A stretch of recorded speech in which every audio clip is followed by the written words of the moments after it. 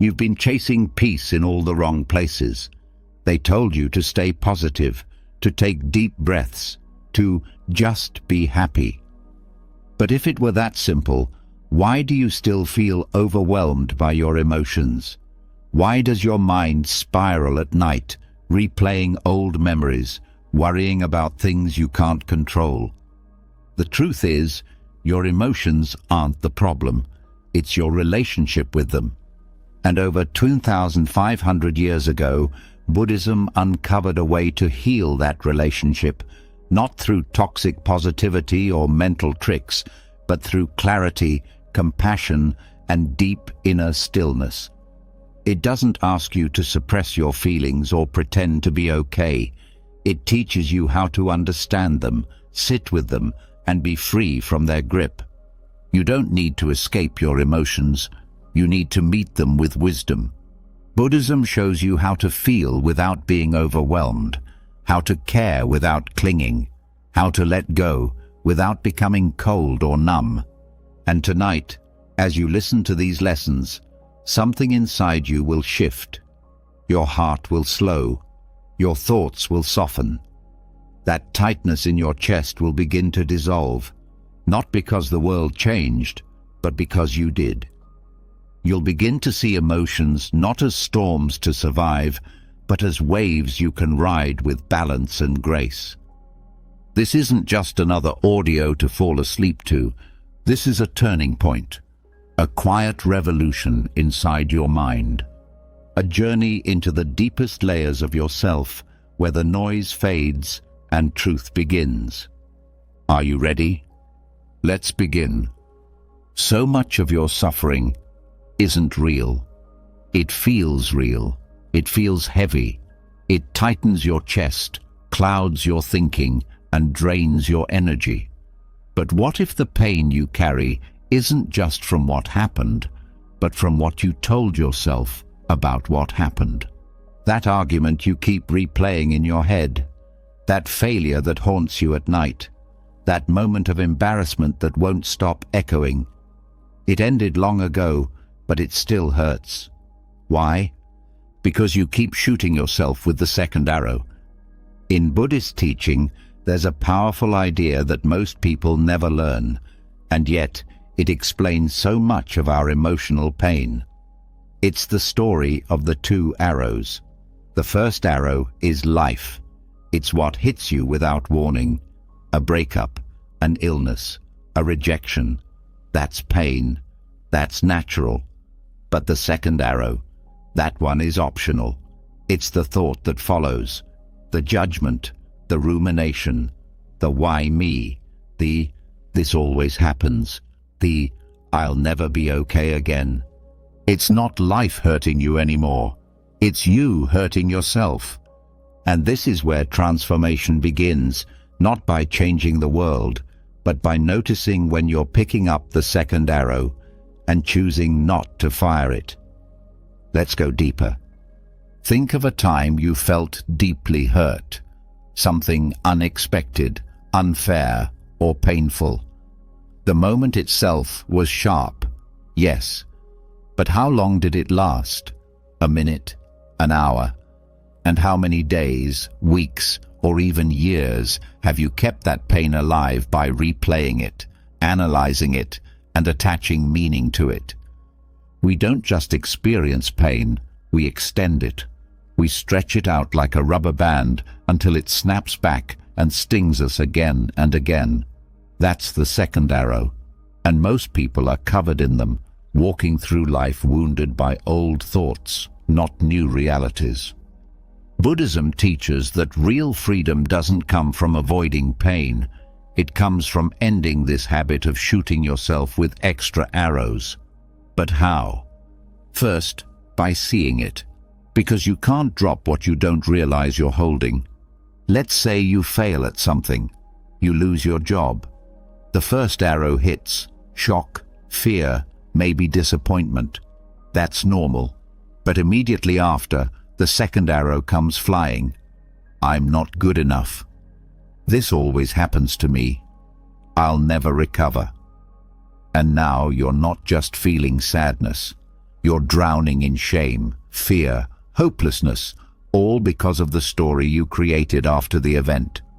Pain multiplied by thought becomes suffering, and most of us live entirely inside that second layer.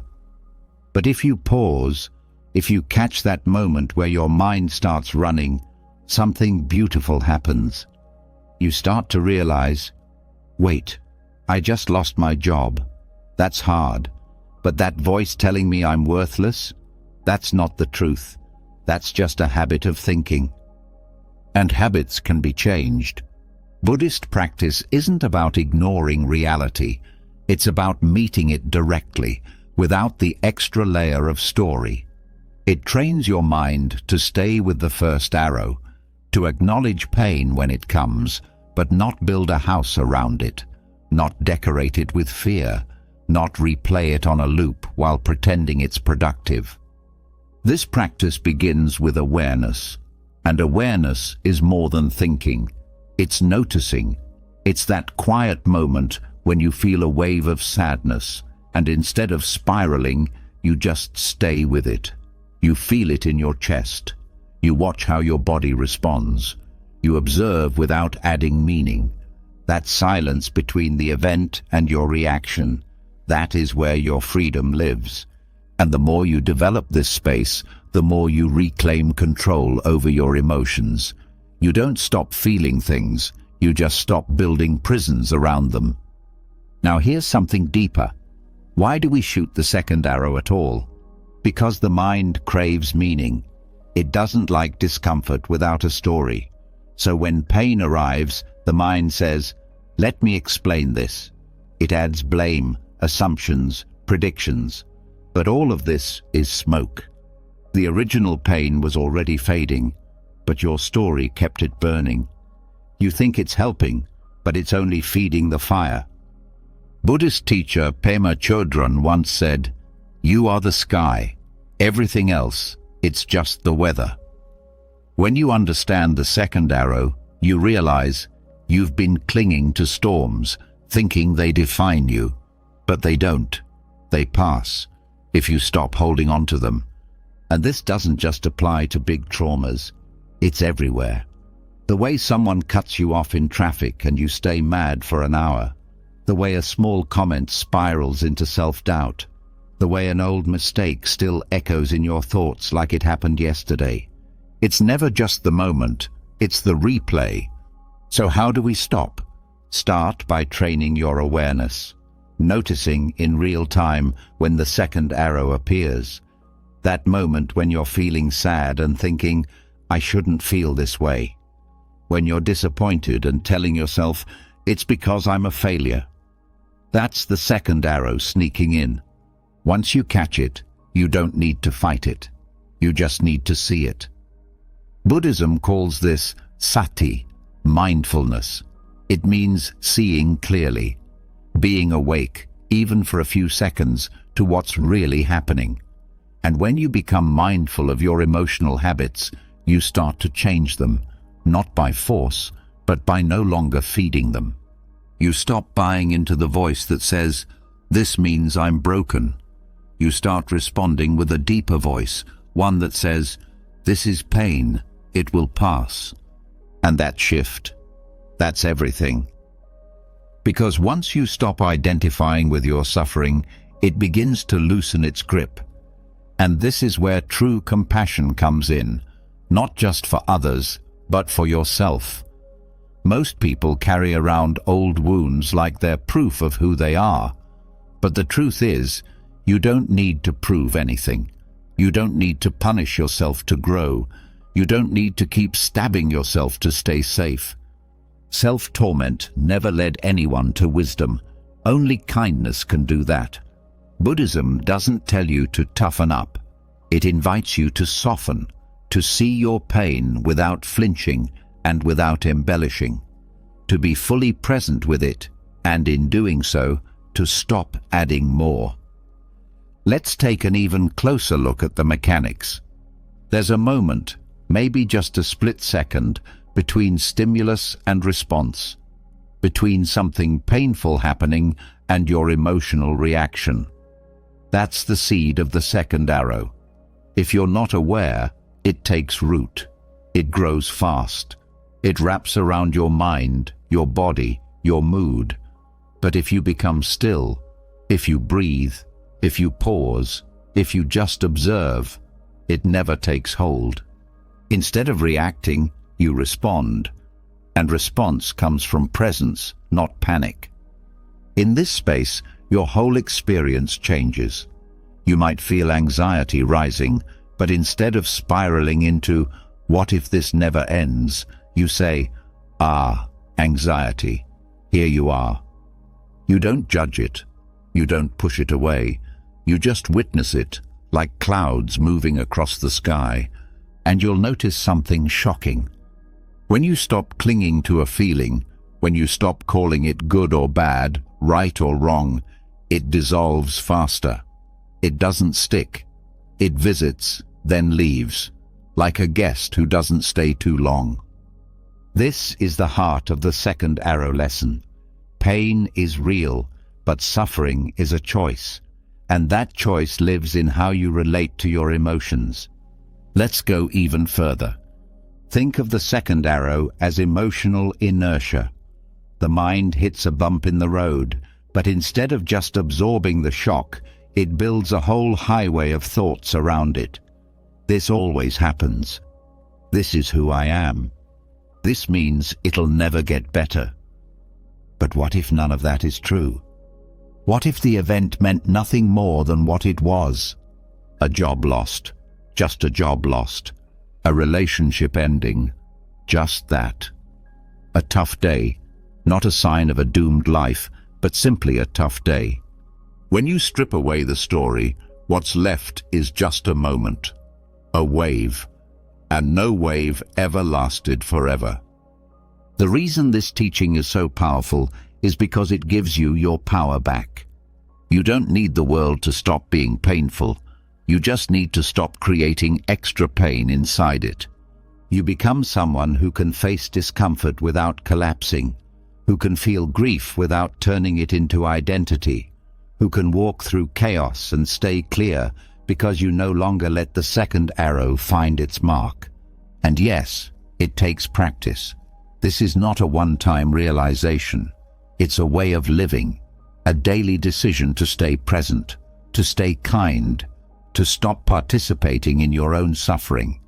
That moment when you pause, breathe, let go of the thought trying to take you down a dark road. That's not weakness. That's strength. That's wisdom. That's the beginning of emotional freedom. And slowly, it becomes a habit of peace, a habit of awareness, a habit of choosing clarity over chaos, stillness over spiraling. And eventually, you become someone others look at and wonder, how are they so calm in the middle of everything? But you'll know, it's not because life got easier. It's because you stopped firing the second arrow. You started meeting life as it is, not as your fear painted it. You became free. And as we go forward, as you drift deeper into this journey, you'll learn even more tools, even more clarity. But it all starts here, with the moment you stopped believing everything your mind said and started seeing your emotions as visitors, not masters. The second arrow loses its power when you become the one who watches, not the one who reacts. And from this place, everything begins to change. And once you stop firing the second arrow, once you stop turning pain into a story, you begin to notice something else. Beneath the emotions, beneath the reactions, there's stillness, a quiet center, a place inside you that's untouched by chaos. But here's the next trap your mind sets. It wants to hold on to that stillness. It wants to keep peace like a possession. It clings even to the absence of clinging. And just like that, suffering sneaks back in, wearing a different mask. That's the next lesson Buddhism whispers to those who are ready. That freedom is not just about avoiding pain, it's about letting go of the need to hold on to anything at all. We think that attachment means love, that holding on means care, that if we don't grip tightly, we'll lose what matters. But the truth is the opposite. The tighter you cling, the more you suffer. And the more you suffer, the more you distort love, turning it into control, turning care into fear. The heart of this lesson is subtle. It's not about indifference. It's not about shutting down or walking away from life. That's not what Buddhism means by non-attachment. The paradox is this: to truly love, you must let go. To truly feel peace, you must stop grasping for it.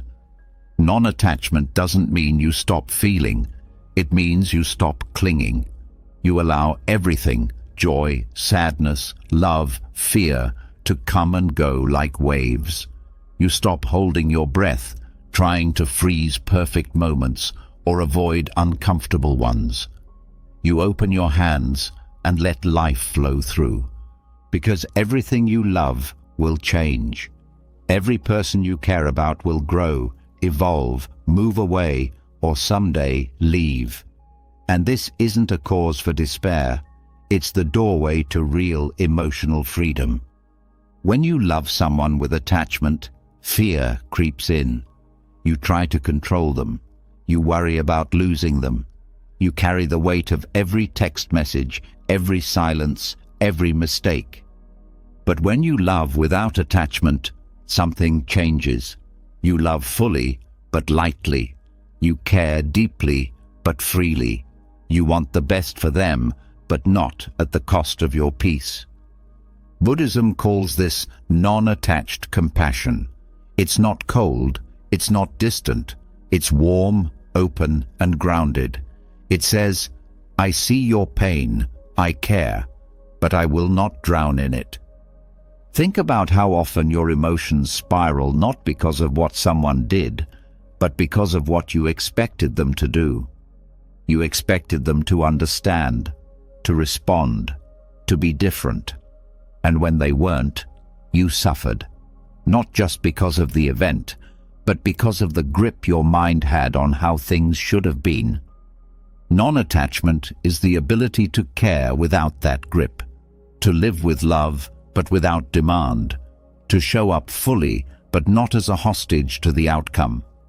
This is what makes it powerful and difficult, because we've been taught to link love with ownership, happiness with security, peace with control. But control is an illusion. People will change, plans will fall apart, emotions will rise and fall like weather. And that's where the practice deepens. When you stop trying to make life permanent, you begin to see clearly. You stop clenching your fists and you open to what is, not what you wanted, not what you feared, just what's here. And in that space, emotions still come. You still feel joy, sorrow, love, loss, but they don't drown you. They pass through like wind through an open window. You begin to notice that suffering is not caused by what happens. It's caused by how tightly you grip what's already moving. Let's look deeper. Non-attachment is rooted in wisdom, the wisdom of impermanence. Everything changes. That's not a tragedy, it's reality. And when you understand this fully, in your bones, your heart becomes more resilient. You stop needing things to stay the same. You stop needing people to behave a certain way to feel okay. You stop tying your inner peace to outer events. It's like a tree with deep roots. Storms may come, the wind may howl, but the tree remains grounded, not by resisting, but by bending, by adapting, by being rooted in something deeper than the surface. And this is where emotional mastery truly begins. Because what most people call love is often just emotional dependence.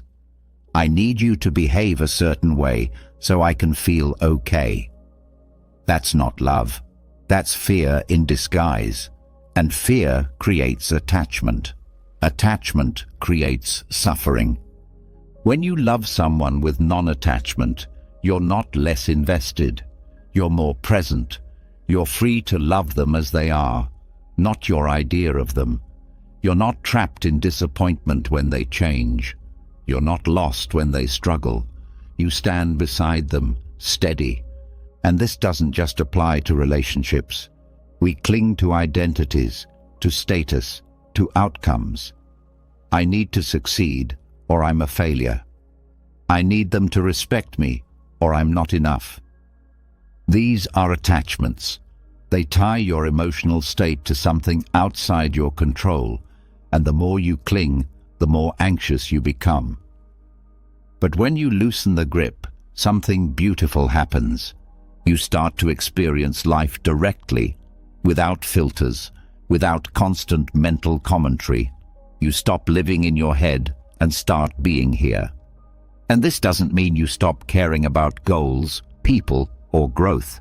It means you stop suffering when things don't go your way. Non-attachment gives you power, not power over others, but power over yourself. You stop chasing peace like a prize and start realizing it's already here, underneath the grasping. This is where non-attached compassion becomes your superpower. Because when you no longer fear emotional discomfort, you can hold space for others without losing yourself. You can sit with someone's pain without needing to fix it. You can feel sadness without it becoming your identity. And this is incredibly rare. Most people, when faced with emotional intensity, either absorb it or push it away. They either become consumed by others' pain or shut down completely. But Buddhism teaches a middle path, a spacious presence. You feel deeply, but you don't lose your center. This is emotional maturity. This is what it means to be anchored. And it's not something you fake. It's something you become. Through practice, through awareness, through daily choices to release your grip and return to presence. You'll start to notice when your mind attaches. You'll catch the moment when joy arises and you think, I hope this lasts. That's attachment. You'll notice when fear comes and your mind says, this must not happen. That's attachment. In that moment, you have a choice, to tense up or to soften, to cling or to let go. Letting go doesn't mean giving up. It means trusting that you'll be okay, even if life doesn't go according to your plan. And the more you practice, the more this becomes second nature. Let's go even deeper. Non-attachment is not detachment. Detachment is closing the heart. Non-attachment is keeping it wide open. Detachment says, I don't care what happens. Non-attachment says, I'll love fully, no matter what happens. Detachment is armor. Non-attachment is freedom. And this difference changes everything. Because the world doesn't need more numb people. It needs more people who can feel without falling apart, who can care without clinging, who can show up without needing to control every outcome. You become someone others trust, not because you fix their problems, but because you're not afraid of their emotions, because your calm is rooted in something deeper than conditions. And that calm is contagious. It spreads.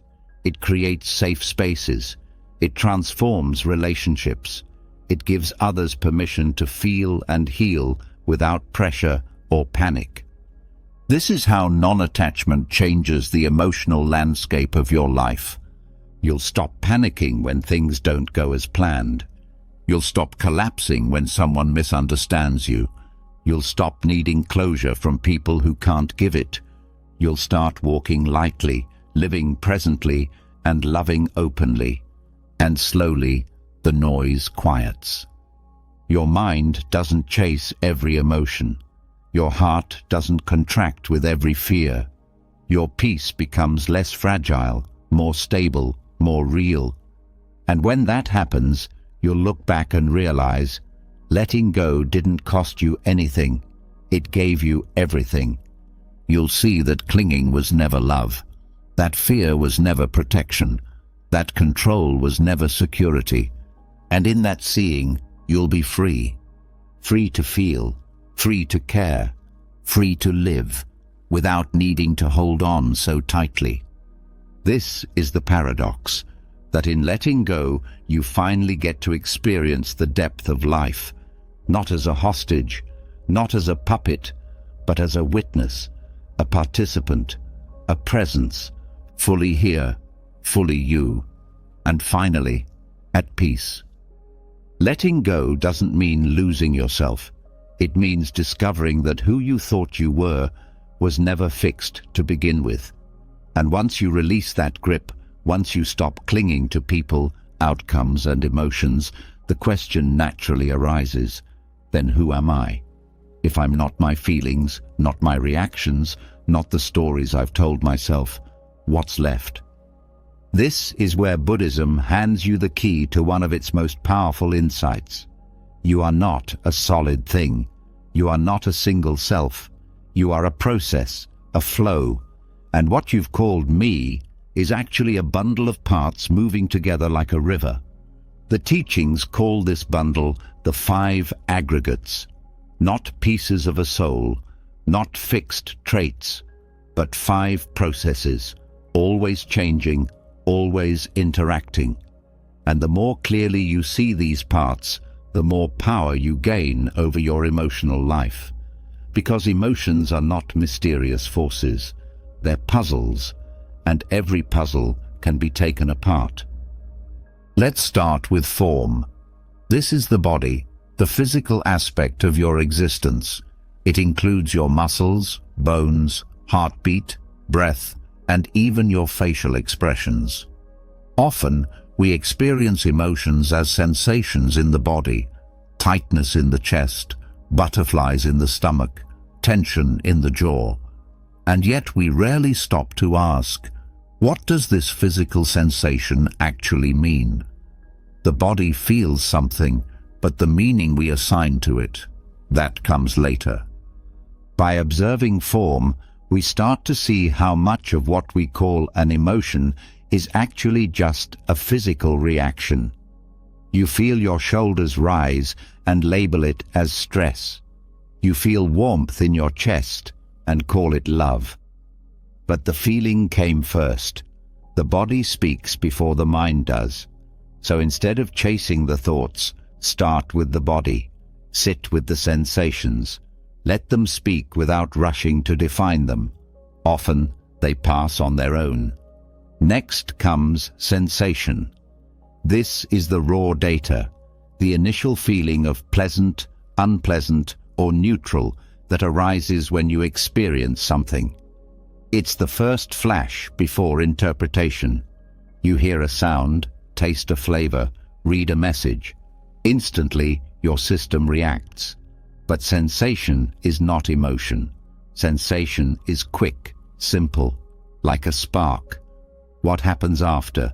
That's where things get layered. Most people don't pause between sensation and interpretation. They react. They get a slightly unpleasant tone in someone's voice and suddenly feel rejected. But the rejection wasn't in the voice. It was in what followed, in the third aggregate, perception. Perception is where the mind starts to name things. It labels. It recognizes patterns. It says, that tone reminds me of when I was ignored, or that look means they don't like me. Perception pulls from memory. It grabs meaning from the past and throws it on the present. This is useful. It helps us navigate the world, but it also builds illusions, because sometimes you're not reacting to what's happening. You're reacting to what your mind thinks is happening. So many emotional spirals start here. You hear one word and your mind builds a whole story. That person must be mad at me. I must have done something wrong. It happens fast. But perception isn't truth. It's interpretation. And interpretations can be wrong. Now we arrive at mental formations. This is where it gets deeper. Mental formations are habits of thought, belief, and intention. They include your tendencies, how you react to certain situations, how you see yourself, what assumptions you've built over time. These are not random. They're shaped by your past, your culture, your experiences, and they shape how you feel. If you've been told you're not good enough, that belief becomes a lens. Every small failure will feel 10 times heavier. Every compliment will seem suspicious. That's the power of mental formations. They color everything. But here's the good news. They can be changed. Just like a path formed in the grass from years of walking, a mental formation is a pattern. If you stop walking it, the grass grows back, and you can choose a different path. You can build new formations, compassion, patience, resilience, by practicing them daily, just like a muscle. Finally, there's consciousness. This is the awareness that experiences all the other aggregates. It's not a thing you can touch. It's more like the space in which everything else appears. Consciousness knows the body. It sees the sensations. It observes the perceptions. It watches the thoughts come and go. But it's not bound to them. And this is the most freeing insight of all. Your consciousness is not your emotions. It's the witness, the open sky where weather moves but doesn't stick. The more you identify with that space, the awareness itself, the less you get pulled into emotional storms. You don't suppress them, you just stop confusing them for who you are. All 5 aggregates are temporary. None of them stay the same from moment to moment.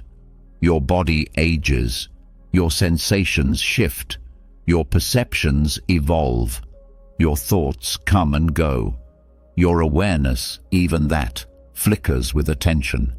So when you say, "I'm angry," what do you actually mean? Your body feels heat. Your mind labels a sensation. A thought arises. A belief kicks in. But there's no single I in all of that. There's no fixed thing called anger either. It's just a combination of processes. And when you see this clearly, the emotion begins to lose its grip. Because you stop seeing it as you. You start seeing it as an event, something that arises, stays a while, then passes. Think of it like a machine. A light turns on, a gear moves, a bell rings. But none of these parts define the machine. They're just activities happening inside it. That's what your emotional life is. Not a fixed self, but a dance of parts.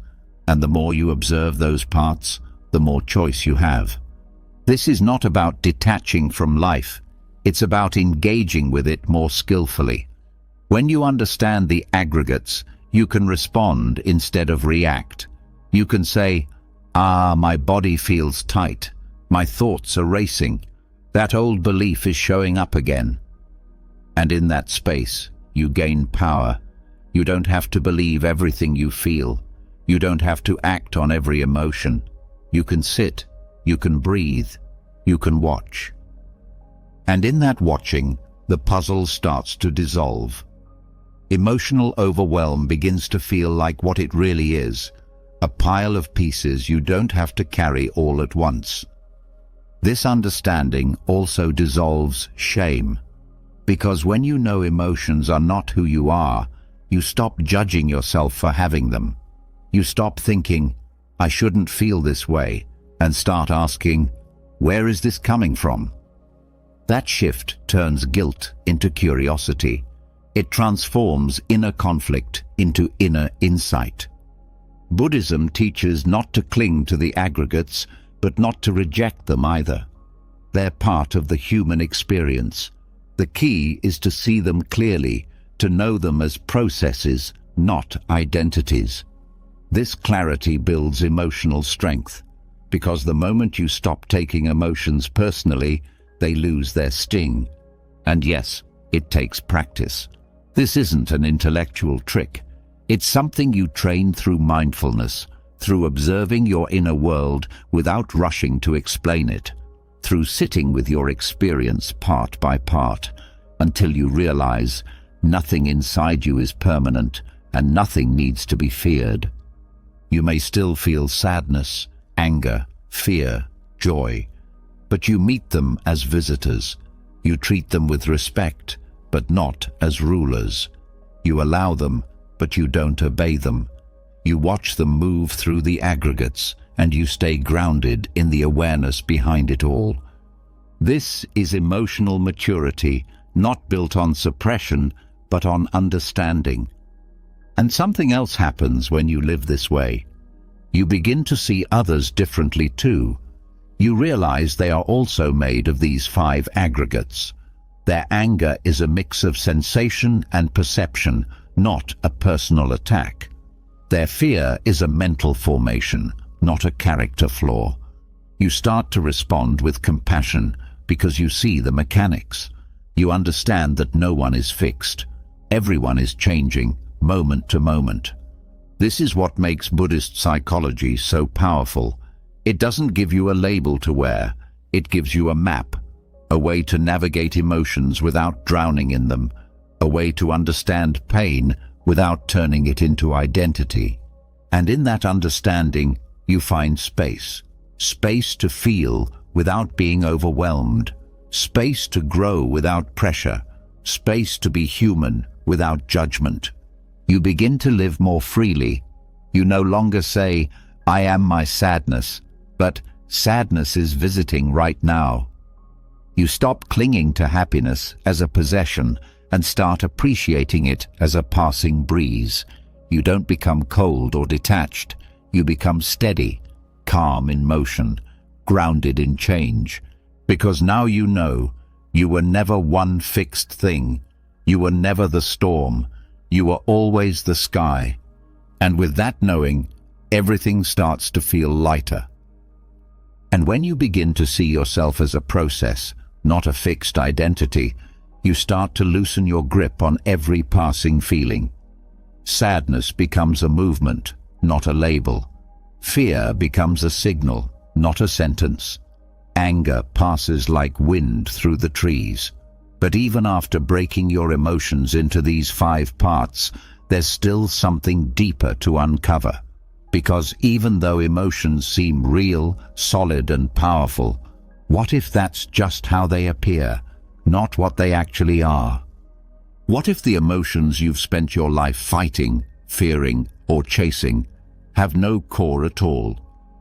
This is where the Buddhist teaching of emptiness, shunyata, steps in, gently but profoundly.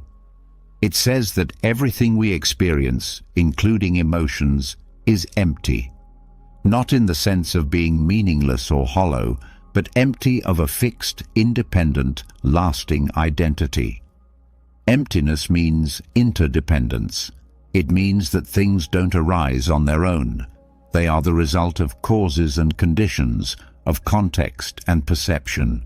Nothing exists by itself, not even your emotions. This understanding shifts everything. Think about it. You feel a strong emotion and instantly assume it's real, personal, and says something essential about who you are. You feel anxious and think, "I am anxious." You feel rejected and think, "They don't love me." You feel angry and say, "I can't control myself." But those conclusions only make sense if emotions are solid things with clear meaning. Emptiness reveals they're not. Let's take fear. Fear arises, but not randomly. It depends on certain conditions, your past experiences, your expectations, your physical state, the people around you, even the time of day. All these things shape whether fear appears, how strong it is, and how long it stays. But none of them are fear on their own. Fear is just a result, a temporary mix, a cloud formed by the wind. And just like a cloud, once the conditions change, it dissolves. This doesn't make your feelings less real in the moment. It makes them less binding. You can feel deeply without being trapped, because now you understand what's happening. Emotions don't define you. They don't come from a permanent you. They come from causes, some of which you can't see, many of which you didn't choose. When you see this, the emotion no longer sticks to you. It becomes lighter. You don't push it away, but you stop clinging to it. This is not a denial of emotion. It's a clear seeing. Shunyata is the clarity that emotions are events, not truths. They are dependent. They are constructed. And if something is constructed, it can be deconstructed. That means no matter how big or overwhelming a feeling seems, it's not unchangeable. It's not eternal. It doesn't have power unless you feed it with belief. Take sorrow, for example. It may feel like it comes from your core, like it belongs to you. But where did it begin? Maybe with a memory, a thought, a glance, a moment of comparison. Then came the sensation, the body's tightening, the mind's interpretation. And now you say, I'm sad. But all that sadness is a flow of causes, a ripple. When you look closely, there's no single thing to point to and say, this is sadness. It's just movement. You might feel love. It warms the heart.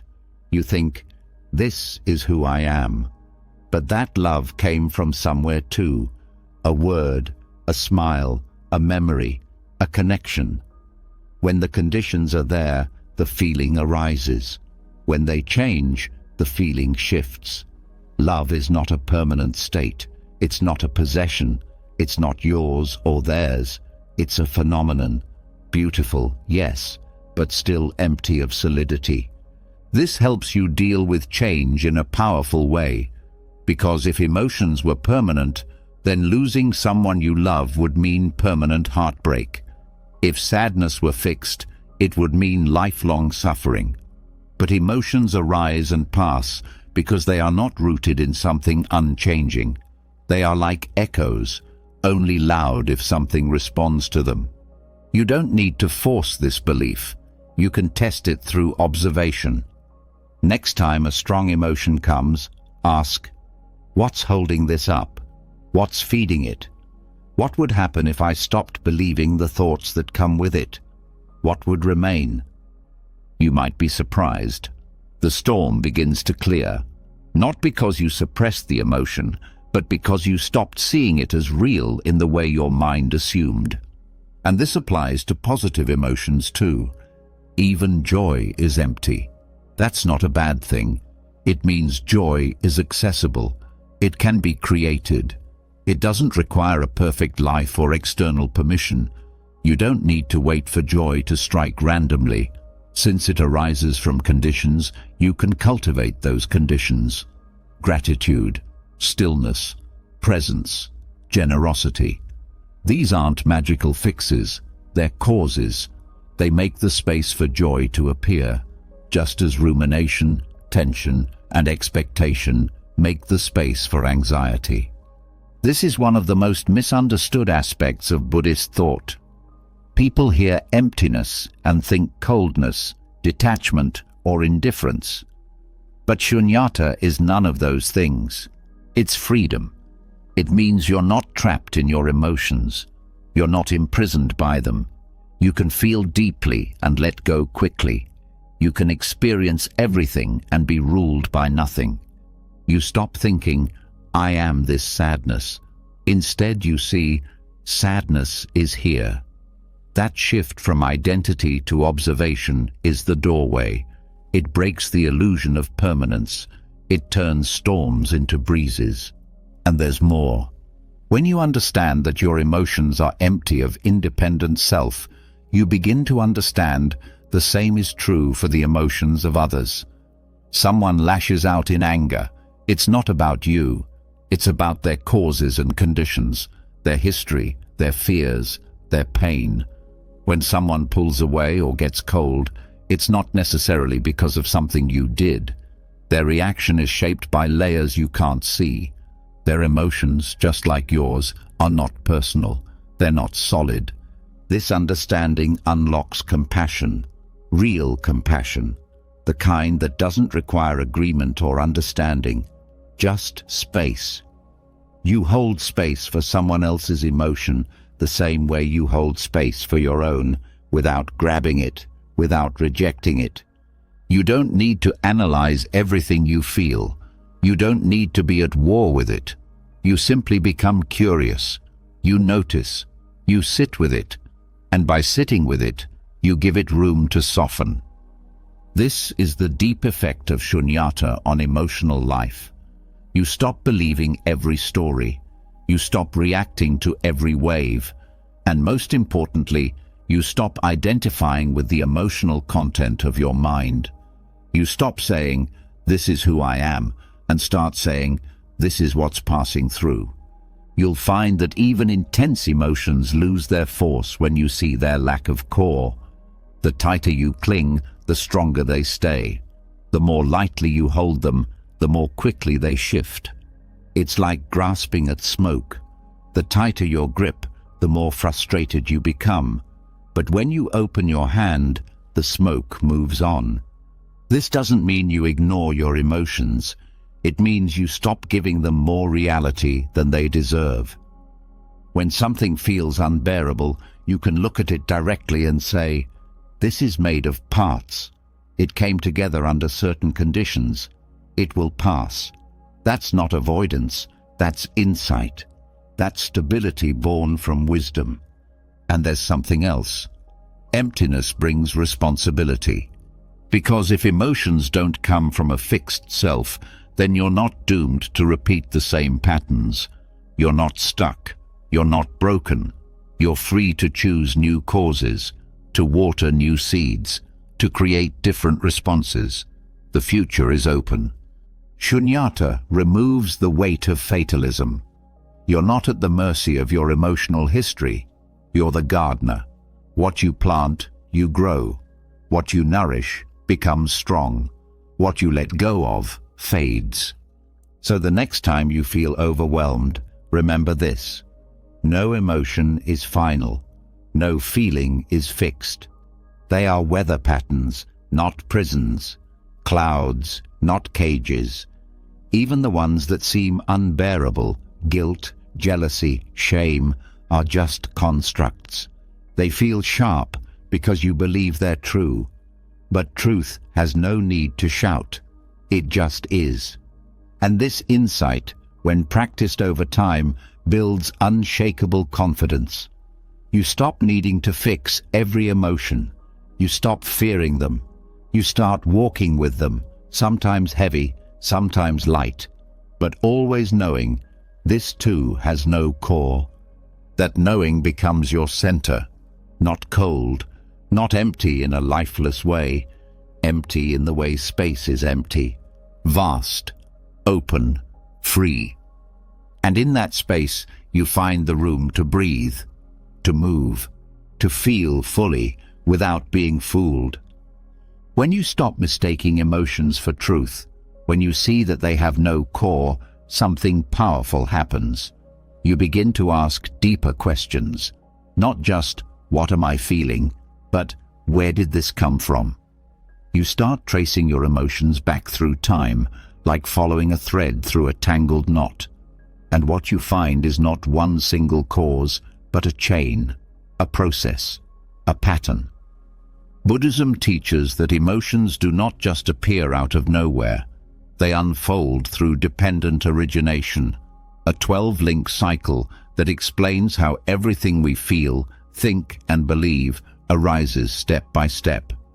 Each moment leads to the next. Each cause gives birth to an effect. And once you understand this cycle, you stop being a victim of emotion. You gain foresight. You gain the power to step out before the pattern traps you again. This isn't abstract theory. It's a map of your mind. And if you've ever felt confused by how fast emotions take over, this is the clarity you've been waiting for. The first link is ignorance. But this doesn't mean lack of intelligence. It means not seeing clearly, not understanding the nature of reality, of impermanence, of emptiness. When you live in ignorance, You cling to what will change, you resist what must pass, and you suffer unnecessarily. Ignorance is the root because it sets everything else in motion. It's the moment you believe a fleeting thought is who you are, the moment you believe your pain is permanent. From ignorance comes mental formations. These are your tendencies, how your mind has been shaped, your habits of thought, your emotional reflexes, your stored reactions from past experiences. If you've been through rejection, for example, your mind forms a blueprint. Later, even small situations can trigger that stored pain. You're not reacting to what's in front of you. You're reacting to that deep formation, running in the background like a script. Mental formations lead to consciousness, not pure awareness, but the kind of consciousness that is colored by your conditioning. The way you wake up into each moment with bias already built in. The mind that is ready to interpret, assume, and judge often before you've even noticed. This consciousness is already flavored by your past, your beliefs, your fears. Next is name and form, your mental and physical existence. The way your mind gives names to things and your body responds. When an emotion arises, you label it. You say, "This is anger, this is fear," and your body reacts in kind. The heart races, the breath shortens, the muscles tense. The mind and body reinforce each other in a loop. You name the feeling and the body believes it.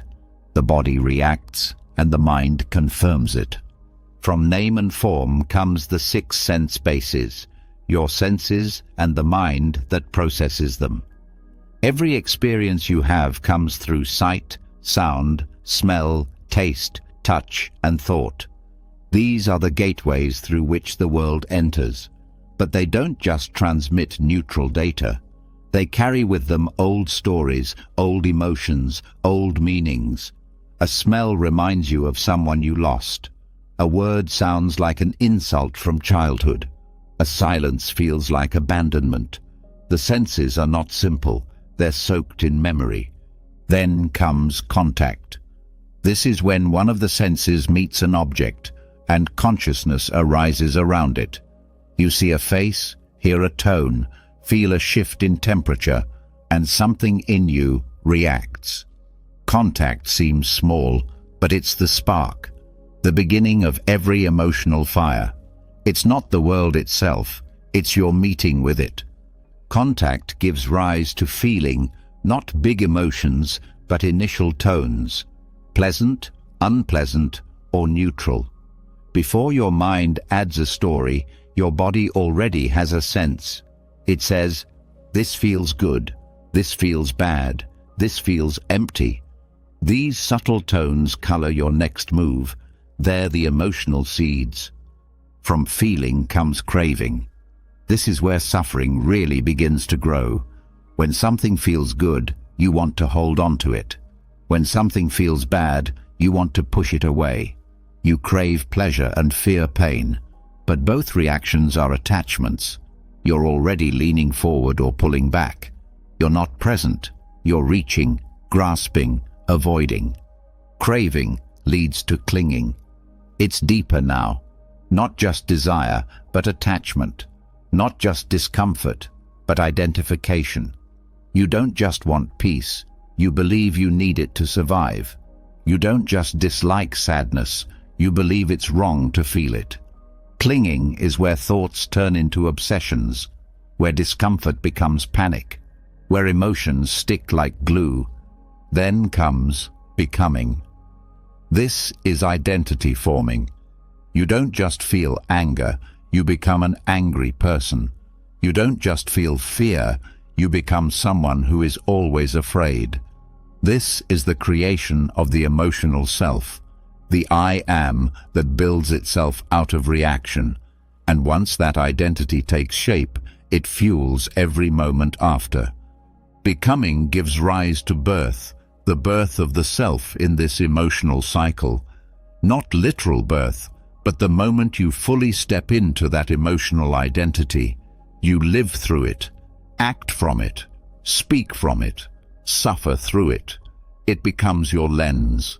And finally, birth leads to aging and death, the decay of that emotional self, the exhaustion, the collapse, the moment you can't hold the feeling anymore and it fades, leaving behind confusion, regret, or emptiness. And then, often without noticing, the cycle begins again. Ignorance returns. A new formation rises. The chain repeats. This 12-link chain is happening all the time, sometimes quickly, sometimes slowly, sometimes in seconds, sometimes over days or years. But once you start seeing it, you can interrupt it.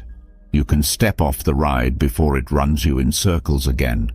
You notice when craving starts. You catch clinging before it becomes identity. You recognize that what you're feeling isn't coming from the moment. It's coming from layers of conditions. And in that space, you regain choice. You don't need to fight the emotion. You need to trace it back. See where it came from. See that it's not solid, that it's not isolated, that it's not about now, but about habit. And this takes practice, not a single moment of insight, but repeated watching. You sit in silence and you feel something arise. Instead of reacting, you ask, "Where did this come from?" And you wait. You let the answer unfold, not through thinking, but through seeing. Over time, this becomes a way of life. You become someone who sees emotion as a process, not a problem. As a signal, not an identity. You become less reactive because you see the whole pattern. You stop being shocked by your own mind. You expect it to move. You expect it to shift. And when it does, you're ready. You let go earlier. You cling less tightly. You speak more carefully. You hold others with more patience. Because now you know, it's not personal. It's not final. It's not you. It's just the cycle. And in seeing it clearly, you gain freedom, not by cutting out emotion, but by cutting the chain that makes it unbearable. You become a witness, not a prisoner. A participant, not a puppet. And from that space, peace becomes natural, not because life stops moving, but because you've learned to move with it, without confusion, without grasping, without getting lost. This is foresight. This is power. This is how freedom begins. Once you start seeing the 12 links of dependent origination clearly, something shifts. You stop blaming the present for emotions rooted in the past. You stop seeing pain as random or personal. You begin to notice how your own mind builds the reactions you suffer from. But even with this insight, another question emerges. Why do these patterns keep coming back? Why, even after so much awareness, do the same moods, thoughts, and struggles return like clockwork? The answer lies in something deeper than habit. It lies in the very cycle of samsara.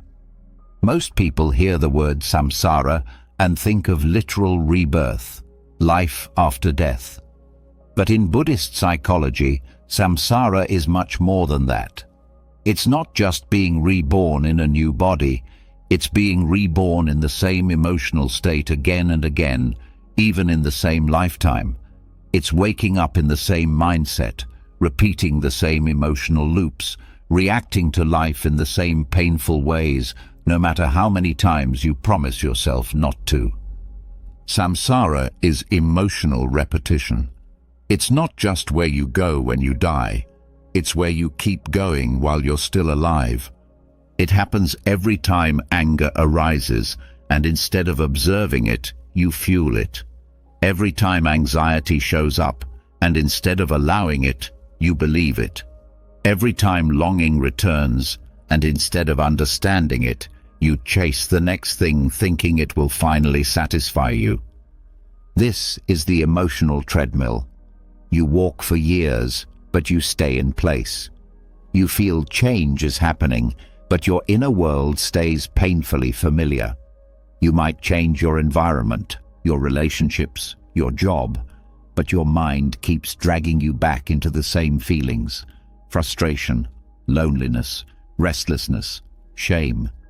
Samsara hijacks your mood by making suffering feel normal. It tricks you into thinking emotional pain is just part of who you are, rather than something you're unconsciously recreating. It keeps you believing that relief is always in the next moment, the next decision, the next achievement. But no matter what changes on the outside, the cycle on the inside continues unless it's broken with awareness. One of the ways samsara holds you is through emotional inertia. You wake up feeling a certain way, maybe a little off, a little low, and instead of questioning it, you move with it. You feed it with thoughts, memories, expectations. That low mood shapes your choices, how you interpret people's words, how you react to small frustrations. Before you know it, your whole day is built around a feeling that might not have lasted more than a few minutes if you hadn't followed it. Emotional repetition often happens because we mistake familiarity for truth. You've felt anxiety so many times, your mind starts to believe it's who you are. You've repeated thoughts of unworthiness for years, so they feel like facts instead of echoes. Samsara thrives on these loops because they feel natural. Even pain can feel safe if it's predictable. To escape samsara, you don't need to escape your life. You need to escape the automatic. You need to see what you're repeating, not just what you're feeling, but how you respond to those feelings. Start noticing which moods drag you down consistently. Is it the way you collapse into hopelessness when things don't go your way? Is it the bitterness that flares when you're not seen or appreciated? Is it the craving that returns every time life gets quiet? These aren't random, they're part of your emotional rebirth cycle. And each time you react the same way, samsara tightens its grip. This doesn't mean you're doing something wrong. It means you're human, but it also means you have a choice. You can begin by meeting your oldest emotional patterns with fresh attention. Next time anxiety rises, instead of going into your usual story, pause. Feel it in your body. Let it be a sensation, not a sentence. Notice what it wants you to do. Run, fix, hide, and don't move. Just see it.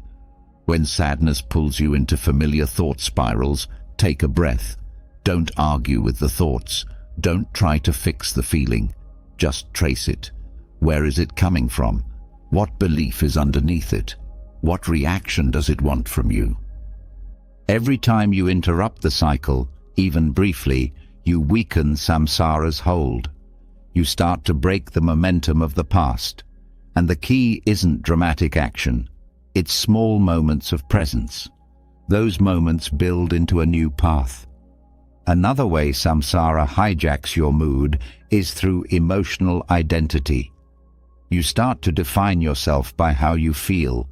You say, "I'm an anxious person," or "I've always been emotionally sensitive," or "This is just the way I am." But those aren't facts. They're repetitions. They're roles you've worn for so long you forgot you could take them off. Buddhism invites you to challenge this idea of a fixed self, to ask, who is this I that's always angry, always longing, always afraid? When you look closely, you don't find a solid person. You find habits, patterns, memories, but no permanent core. This is liberating. It means you're not doomed to feel this way forever. The self you were yesterday isn't the self you have to be tomorrow. The mood you woke up in doesn't have to shape your whole day. The past doesn't get to write the future unless you hand it the pen. And yet, samsara keeps you busy. It feeds you with distraction. When discomfort arises, it tells you to check your phone, eat something, start a new project, chase a new relationship. It keeps you searching for external change so you don't have to feel internal discomfort. But this search is a loop. The momentary relief wears off. The underlying feeling returns. The cycle starts again. The only true way out is to stop running, to stay, to feel, to witness the cycle instead of spinning with it. This takes courage, because presence can be uncomfortable at first. You have to face the moods you've been escaping for years. You have to watch the part of you that wants to numb out or lash out or disappear. But that watching, that stillness, is exactly what ends the loop. Samsara can't survive stillness. It feeds on reaction. It needs you to keep moving, to keep chasing or resisting. The moment you stop, the pattern starts to lose energy. The craving feels less urgent. The anger starts to dissolve. The sadness becomes something you can hold instead of something that holds you. And in this holding, you find your power. Not the kind that dominates or controls, but the kind that sees clearly. The kind that recognizes, this emotion has come before, and I've survived it. I don't have to obey it. Samsara also shows up in your relationships. You might find yourself drawn to the same kinds of people. You replay old arguments. You expect abandonment. You crave approval. You fear being seen too clearly. These are not accidents, they're karmic loops. And karma in Buddhism isn't punishment, it's momentum. What's repeated tends to continue until awareness steps in. So notice your emotional habits around others. Do you shrink when someone raises their voice? Do you over-explain when you feel misunderstood? Do you withdraw when things get intimate? Each reaction is a thread in your samsaric web, and each thread can be loosened. You do this by practicing something radically simple: non-reaction, not apathy, not detachment, but the willingness to be with discomfort without feeding it. When you can feel disappointment and not rush to numb it, you're breaking samsara. When you can hear criticism and not collapse into shame, you're cutting the cycle. When you can be with longing and not chase its object, you're stepping off the wheel. And as you do this more, a different rhythm emerges, a new kind of inner silence, a steadiness. You stop waiting for emotions to disappear. You stop needing to be fixed. You just meet yourself where you are, again and again, with honesty and gentleness. This is the path out of emotional repetition, not by erasing your feelings, but by seeing through the automatic responses they use to trigger. Not by becoming someone else, but by remembering you were never your reactions to begin with. Samsara loses its power when you realize you are not your mood, you are not your history, you are not your craving. You are the awareness that sees all of it. And awareness doesn't cling, it doesn't spiral, it doesn't repeat, it simply sees. And that seeing is your liberation. When you begin to interrupt the emotional cycles of samsara, something unexpected happens. The highs don't sweep you away, and the lows don't drag you under. There's a quiet strength that begins to grow, a kind of stillness that doesn't depend on your mood, your past, or the approval of others. It's not numbness. It's not distance. It's deeper than calm. It's the beginning of equanimity. Equanimity is often misunderstood. People think it means being unaffected or emotionally flat. But in Buddhist practice, equanimity, upekkha, is anything but empty. It's full. It's alive. It's a steady presence that allows you to face joy and grief, success and failure, gain and loss, without being ruled by any of them. This state doesn't come from forcing yourself to be neutral. It comes from insight. It grows as you begin to see the changing nature of everything, and you stop chasing what won't last or fearing what will pass. Equanimity is built, not born. It's not a personality trait. It's a cultivated strength. When you're trapped in emotional reactivity, everything feels urgent. Every thought seems important. Every mood feels like it must be obeyed. But when equanimity develops, space opens. You no longer feel pushed around by your feelings. The storm might still come, but it doesn't enter you the same way. You don't collapse into it. You observe it from a grounded place. This doesn't make you distant from life. It brings you closer to its truth. Equanimity begins with understanding that every experience arises and passes. Even the most overwhelming feelings have a lifespan. They begin, they peak, they fade. But when you're caught in reactivity, it doesn't feel that way. The emotion feels like forever. The thought feels like fact. Equanimity sees through that illusion. It reminds you that no feeling is final, and that reminder changes everything. This strength comes from balance. It's not about removing emotion, it's about not being possessed by it. You can still feel sadness without sinking. You can still feel anger without exploding. You can still feel excitement without clinging. The difference is that you're not leaning too far in any direction. You're steady in the middle. To build equanimity, you must begin by recognizing your emotional tipping points. Notice when you get pulled into extremes, when pleasure makes you greedy, when discomfort makes you panicked, when praise makes you grasp, when criticism makes you shrink. These are the cracks where balance breaks, and it's in those cracks that equanimity must be planted. One of the most powerful tools for growing this inner strength is the contemplation of impermanence. When you truly accept that every experience is temporary, you stop attaching yourself to it.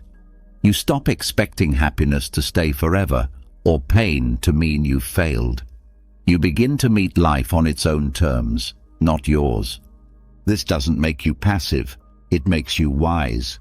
You can still act, still care, still show up fully, but without losing yourself in the outcome. When something beautiful happens, you enjoy it without gripping it. When something painful happens, you feel it without falling apart. Equanimity allows you to be intimate with life without being consumed by it. It's helpful to understand equanimity as one of the Brahma Viharas, the 4 divine abodes in Buddhism. The others are loving kindness, compassion, and sympathetic joy. Equanimity is the foundation that keeps these other qualities from tipping into imbalance.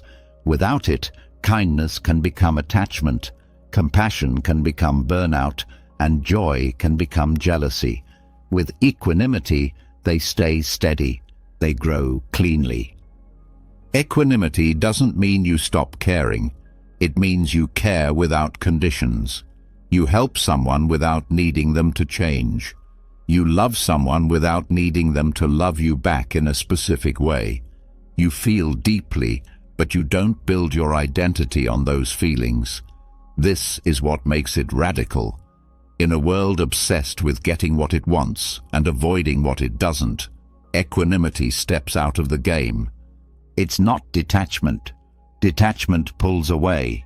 Equanimity leans in, with awareness, with clarity, with the understanding that everything is fluid and that trying to control it will only increase suffering. To cultivate this state, begin by watching how your mind reacts to change. When something pleasant arises, what thoughts follow? Are you trying to hold on to it? Are you already fearing its loss? When something difficult arises, do you try to escape it? Do you label it as wrong, unfair, or permanent? These reactions are the moments when you fall out of balance.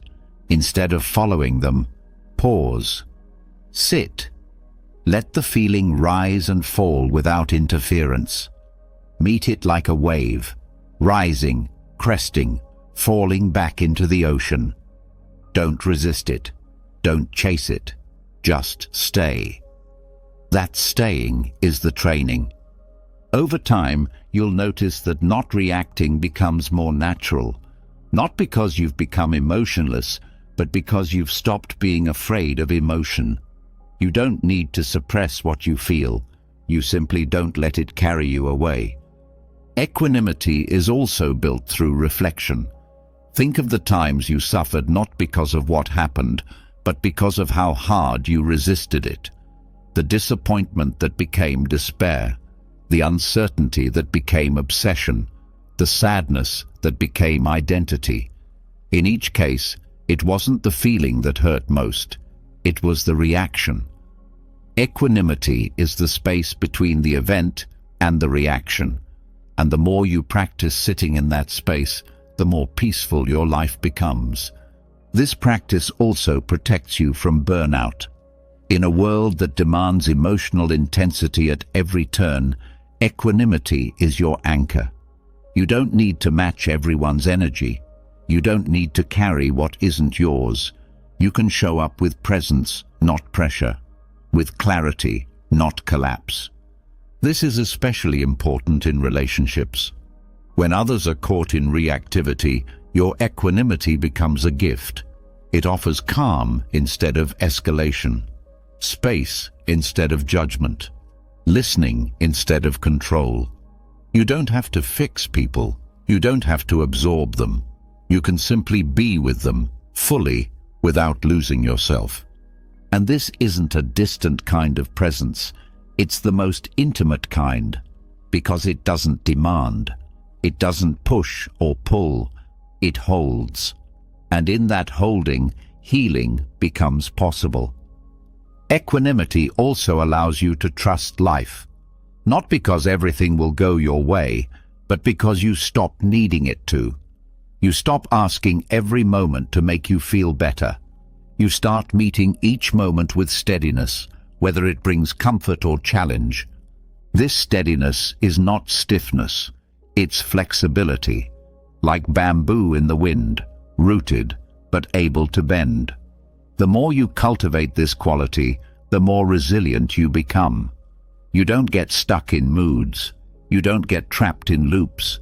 You respond wisely, not impulsively. Even your inner dialogue begins to shift. Instead of saying, "I can't handle this," you begin to say, "This too is passing."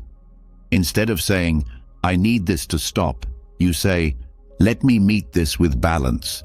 And those words create space. They loosen the emotional grip. They allow you to breathe. In moments of crisis, equanimity won't always feel dramatic. It might feel like a small pause, a deep breath, a quiet sense that you're okay, even when things aren't. That quiet knowing becomes your refuge, your inner fortress, not because it hides you from life, but because it holds you through it. It's important to understand that equanimity is not the absence of emotion. It's emotional maturity. It's what allows you to feel the full range of experience without drowning in it. It's what gives you the strength to let go without resentment, to love without clinging, to grieve without losing your center. This state is not built overnight. It grows slowly, through practice, through repetition, through trial and return. You will fall out of balance. You will react. You will forget. But each time you remember, each time you pause instead of panic, you strengthen your foundation. And eventually, you notice a shift. You don't fear emotions the way you used to. You don't feel threatened by change.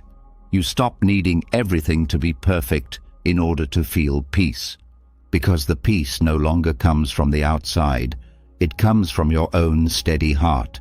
And that heart, quiet, clear, steady, becomes the space from which everything else flows. Compassion becomes more sustainable. Joy becomes less fragile. Sadness becomes less overwhelming. Love becomes freer. Not because life got easier, but because you built a fortress that isn't made of walls, it's made of understanding. This is the quiet power of equanimity, not loud, not showy, but deep, unshakable, real, and it changes everything. As equanimity becomes stronger, something remarkable begins to surface beneath it. You find that the balance you're building is not only emotional, it's existential. You're not just becoming calmer in the face of feelings. You're starting to question the who behind the emotion itself. Who is the one feeling angry? Who is the one getting hurt? Who exactly is this I that's constantly reacting, defending, chasing, resisting? In Buddhism, this question is not philosophical curiosity. It's the doorway to freedom. And to step through it, you must face one of the deepest illusions the mind ever created, the illusion of a fixed, solid, emotional self. When someone says, "I'm angry," the words feel simple. But look closer. What do they really mean? Is the anger a possession, something the I owns? Is it a permanent part of them? Is it their identity? Or is it just an experience that's arisen, passing through a mind that has temporarily believed it's a person called I? The teaching of anatta, or non-self, reveals that what we usually take as our self is not a single, unchanging thing. It's a flow of perceptions, sensations, thoughts, and feelings, always shifting, always rearranging. Yet we treat this collection as one solid entity. And when that illusion meets strong emotion, the suffering multiplies. Anger isn't just a feeling. It becomes my anger. Sadness isn't just an experience. It becomes my sadness. Pride becomes my success. Shame becomes my flaw. This ownership makes emotions feel heavier, more personal, more permanent. But this heaviness is based on a mistake. It's the mistake of confusing the emotion with the one who experiences it. The mind builds a sense of self using memory, story, and identity. It says, "This is who I am," and collects evidence to prove it. But this constructed self is unstable. It depends on conditions. When those conditions change, the self struggles to keep its shape. Emotions threaten that shape. They challenge the image we hold of ourselves. You believe you're kind, and then anger arises. Suddenly, you feel shame. How could I be angry? That's not me. You believe you're strong, but fear appears. Now you question yourself. Am I weak? This is how the ego turns emotions into identity crises. It tries to own them, control them, and deny the ones that don't match its preferred image. But anatta teaches that there is no owner. There's just experience. Thoughts appear, emotions move, perceptions arise. But nowhere in that process is a fixed self. There's no central I running the show. Just a flow of processes, just like weather patterns passing through the sky. And when you see this clearly, the emotions stop being chains. They become clouds. This doesn't mean you don't feel. It means you stop confusing feelings with identity. When anger comes, you don't say, "I'm angry." You say, "Anger is present." That one shift removes the self from the center of the emotion, and without the self clinging to it, the emotion loses its fuel. This is one of the most powerful insights on the path, because most suffering doesn't come from the feeling itself. It comes from what the ego does with the feeling. It resists it, defends against it, or wraps itself in it. And in doing so, it makes the emotion last longer than it needs to. The illusion of self is subtle. It's not just the belief that I exist. It's the way that belief creeps into everything.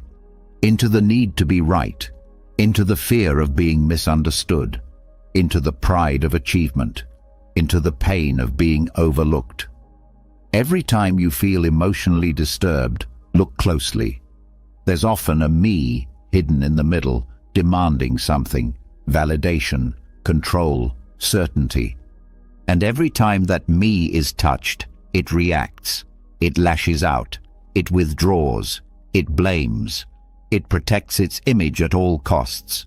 This is not awareness reacting. It's identity defending itself. And when identity reacts, suffering always follows. So how do you dissolve it? Start by watching your language, not just spoken, but internal. How often do you say, "Why is this happening to me?" Or, "I can't believe they did that to me." Or, "I'm such a failure." All of these statements rely on the idea that there's a solid I who owns these experiences. But what if there isn't?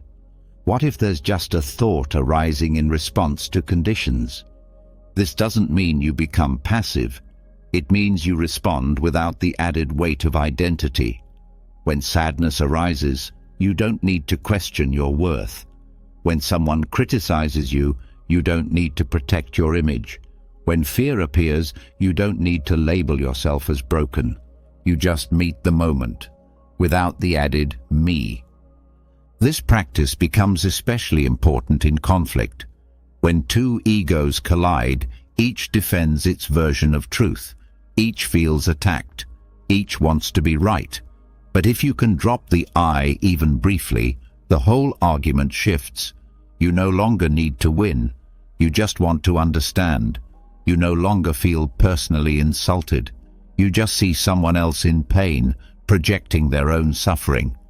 Without ego, compassion becomes easier. Not because you try harder, but because there's less in the way. The self isn't there to filter, to judge, to compare. You just see clearly. You respond from clarity, not from personal need. This is what freedom feels like. Not cold, not detached, but deeply connected without being personally entangled. You care, but you don't collapse. You feel, but you don't fuse with the feeling. You show up, but you don't make everything about you. And this can extend to joy as well. When good things happen, the ego wants to own them. It says, "I did this." It builds identity from success. But this creates tension, because if success becomes me, then failure becomes me too.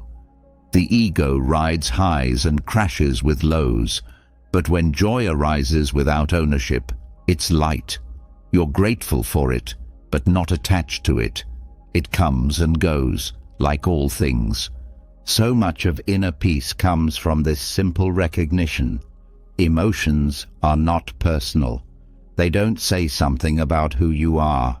They're passing responses to conditions. They move through you, but they are not you. The more you look for the fixed I, the more you'll find it slipping through your fingers. There is thought, but no thinker. There is emotion, but no permanent feeler. There is reaction, but no fixed self behind the reaction. There's only experience, constantly changing. When this becomes clear, the grip of emotion loosens. You no longer feel like a person trapped in sadness. You feel like awareness witnessing sadness arise and fall. You no longer feel consumed by anger. You feel the movement of heat, the surge of energy, and you let it pass. You stop adding stories. You stop adding identity. You just allow the wave to rise and fade. This is not suppression. This is wisdom. The wisdom that knows experience is just that. Experience. Not a self. Not a sentence. Not a truth you have to carry forever. And yes, it takes time. This is not a trick or a shortcut. It's a practice, a way of living, a way of meeting each moment with curiosity, not clinging, with attention, not identity. The emotional ego is a habit, built over years of believing that every feeling is a reflection of who you are. But the truth is simpler. Every feeling is a reflection of what has happened. And what has happened is always changing. You are not your mood. You are not your history. You are not your reputation, your trauma, your fear, or your pride. You are the one seeing it all. And that seeing is not a self. It's an opening into freedom, an opening into peace. When the illusion of a permanent self begins to dissolve, something subtle but powerful emerges. Space. Not emptiness in the hollow sense, but spaciousness in your awareness. You're no longer trapped inside every emotion. You're no longer the character in every mental story. You're watching now. There is distance, not detachment. Clarity, not coldness. And from that clarity comes the next deep unfolding on this path, the mirror mind. The mirror mind is not about controlling emotions. It's about reflecting them without distortion. It sees clearly, without judgment, without craving, without resistance. It doesn't argue with what arises. It doesn't cling to pleasure or fight against pain. It simply observes, silently and steadily, like a mirror reflecting whatever appears. This capacity is cultivated through the practice of vipassana, insight meditation. While many forms of meditation aim to calm or concentrate the mind, vipassana is different. Its goal is understanding. It's not about escaping your thoughts or numbing your feelings. It's about turning toward them with honest observation, watching without reaction, seeing without labeling. At first, this seems difficult. The mind is used to evaluating everything. It classifies each emotion, good or bad, wanted or unwanted, success or failure. That's how suffering begins. The judgment becomes heavier than the emotion itself. Sadness is not just sadness, it becomes weakness. Anger is not just anger, it becomes shame. Even happiness becomes a trap when you're afraid it will disappear. The mirror mind drops all of that. It doesn't say, "This shouldn't be here." It doesn't say, "I need more of this." It simply reflects. And that reflection is powerful because it interrupts the cycle of unconscious reaction. In that stillness, the emotion is allowed to unfold on its own without being fed by thought. This practice begins with mindfulness. You sit, you breathe, and instead of trying to control what happens inside, you become a witness to it. Thoughts appear, you note them. Sensations arise, you feel them. Emotions surface, you observe. You don't chase anything, you don't suppress anything, you just watch, moment by moment. The key is to see the difference between observation and evaluation. Observation says, "This is here." Evaluation says, "This is good," or "This is bad." The mirror mind stays with observation. It doesn't get involved in the narrative.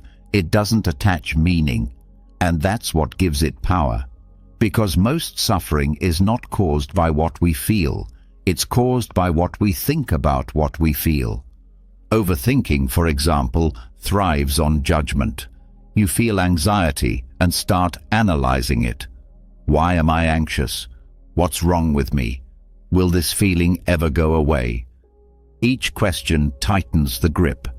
But when you observe anxiety without any of those thoughts, it's just energy, a tightness in the chest, a buzzing in the mind, a restlessness in the limbs.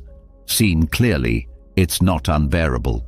It's just something happening. The more you practice this, the more you begin to trust that emotions don't need to be fixed. They just need to be seen, without interference, without resistance, because every emotion, left alone, knows how to leave. This is especially important for those caught in chronic emotional patterns, those who live with cycles of overthinking, self-doubt, or emotional exhaustion. The mirror mind is not a quick fix, but it is the long-term healing. It breaks the pattern not by suppressing it, but by no longer reacting to it. When the mind sees clearly, the cycle loses energy, reaction fades, awareness remains. It helps to remember that the mirror does not select what it reflects. It doesn't prefer one image over another. It doesn't chase beauty or avoid discomfort. It's passive in function, but profound in impact. And your awareness can function the same way. When a painful memory arises, reflect it. When a joyful feeling comes, reflect it. Don't hold it. Don't push it. Just let it appear and disappear in its own time. Through this reflection, you begin to see the layers of experience. You notice that emotions often arise before thoughts. You catch the tiny shifts in the body before the mind explains them. You see how one sensation becomes a label, which becomes a thought, which becomes a story, which becomes suffering. And in that seeing, you break the chain. This kind of attention is not passive, it's deeply engaged. But it's not grasping. It's not trying to control outcomes. It's fully alive in the present. And this presence reveals something surprising. Most of what passes through the mind has no substance. It rises, looks real, and fades, like reflections on water, like dreams after waking. With the mirror mind, even intense emotions become manageable. Fear becomes a sensation you can sit with. Grief becomes a wave you can observe. Excitement becomes energy that passes through without needing to be clung to. Nothing has to be avoided. Nothing has to be indulged. Everything is held in awareness and allowed to move. This doesn't make you passive in life. It makes you precise. You stop reacting from confusion and start responding from clarity. You speak from awareness, not defensiveness. You move from balance, not urgency. You become less pulled by what others say or do because you're no longer trapped in your own inner commentary. Over time, the mirror mind becomes your default, not just during meditation, but in daily life. You walk with more attention. You listen with more presence. You feel without losing yourself. The world doesn't stop being chaotic, but your relationship to it changes. You stop expecting the world to be quiet, and instead you become the quiet inside the world. This inner quiet doesn't mean you don't care. It means you don't carry what isn't yours. It means you stop identifying with every emotional wave that moves through you. You hold space for them, but you're not owned by them. Even in conflict, the mirror mind brings clarity. Someone speaks with anger, and instead of matching their energy, you observe it. You feel your own reaction rising, but you reflect it rather than acting on it. That moment of awareness creates choice. You don't escalate. You don't shrink. You stay grounded. You respond with intention. This capacity also transforms your inner voice. You start noticing how often the mind criticizes, judges, or attacks. And instead of believing those thoughts, you reflect them. You see them for what they are, just thoughts, not facts, not you, just passing clouds in a wide sky. This takes the pressure off perfection. You no longer need to be free of emotion to feel peaceful. You just need to see clearly, to witness without clinging, to sit with what arises and know that you are the space, not the storm. Vipassana teaches this slowly. It's not a technique you master overnight. It's a relationship you build with your own mind. You sit again and again through discomfort and distraction. You watch the patterns return and you watch them fade. You stay steady. You keep reflecting. And then, gradually, you see the mind softening. The reactions slow. The judgments lose their sharpness.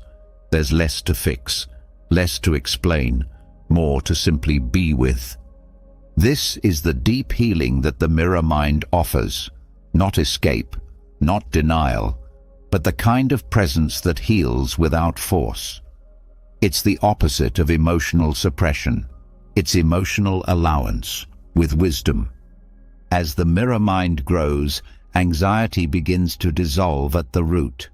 Because anxiety feeds on resistance, it lives in the gap between what is and what the mind thinks should be. When you reflect what is, without adding should, there's less tension, less fear, less urgency to make every emotion go away. You start to trust yourself, not because you control everything, but because you've stopped being controlled by every passing feeling. You become reliable, for yourself, for others. You become the mirror that reflects the chaos without becoming it. And that changes your life, because now you're no longer living in reaction, you're living in response. And that response is rooted in stillness, not struggle. This is what it means to observe emotions without judgment, to turn the mind from a battleground into a mirror, to stop needing every feeling to behave, and instead to let each one arise, stay for a while, and fade without leaving a scar. From this place, peace becomes natural, not because nothing disturbs you, but because you stop disturbing yourself. And in that stillness, something beautiful is revealed. Every emotion is just a movement. Every thought is just a moment. But you, the awareness that sees, are steady, spacious, and free. The more time you spend reflecting emotions without judgment, the more you begin to see the patterns underneath them. You start to notice which feelings visit you often, which thoughts pull you in, and which reactions rise automatically before you even think. These aren't coincidences. They're not random. They've been built, moment by moment, response by response, through something far older than you might expect. These patterns have a name: karma. Karma is not punishment. It's not fate chasing you down for past mistakes. It's much more immediate and much more personal. Karma is the momentum of habit. It's how your choices, reactions, and intentions create grooves in your mind. Those grooves shape the way you respond to the world, and over time they become so familiar you forget they're not permanent. You think, this is just how I am, but it isn't. It's how you've been trained, by life, by conditioning, by repetition. Your emotional habits are karmic. The way you tighten when criticized, the way you avoid confrontation, the way you search for approval, all of that has been learned, practiced, reinforced. Every time you repeat a response, it gets a little deeper, like water carving stone, not out of malice, but out of momentum. The good news is that karma isn't fixed. It's fluid. It can be redirected. You're not locked into old grooves forever. You can see them. You can understand how they were formed. And most importantly, you can plant new ones. Karma is both the echo of the past and the soil of the future. To begin this work, you have to first slow down enough to notice what's automatic. Noticing is everything. When you react quickly, it's hard to see the pattern. But when you pause, even briefly, you give yourself a window to observe what's driving you. Maybe it's fear. Maybe it's an old belief. Maybe it's a survival mechanism that once helped you and now only limits you. Once you begin to see the same reactions happening in the same situations, you're seeing karma in motion. For example, if you always feel rejected when someone disagrees with you, that's a karmic groove. Somewhere in your past, disagreement was paired with pain, and that association has stayed. Now your mind treats every differing opinion as a personal wound. But that connection isn't natural. It was built, and anything built can be rebuilt. The process begins with curiosity, not blame. Don't judge yourself for your patterns. That just deepens them. Instead, become interested. Ask, where did this come from? What does it want to protect? What belief is underneath it? You'll often find that what looks like stubbornness or overreaction is really just a memory trying to protect you from something you once didn't understand. This kind of attention is already healing, because karma survives in the dark. It thrives on unconsciousness. When you shine awareness on a pattern, you stop feeding it automatically. It doesn't disappear immediately, but it begins to loosen. And that space is where new karma is planted. Planting new karma means forming new emotional habits, consciously, consistently, and with compassion. It starts small. If your usual reaction is irritation, try pausing before you speak. That pause is a new groove. If you normally withdraw in discomfort, try staying present for one more breath. That moment is a karmic shift. If you tend to blame yourself when things go wrong, try replacing that thought with kindness, even silently, even if you don't fully believe it yet. That effort leaves a mark. New grooves don't feel natural at first. They take effort. Your mind will want to return to the familiar, but each time you choose presence over panic, patience over reactivity, compassion over judgment, you're changing your inner landscape, not by force, but by repetition.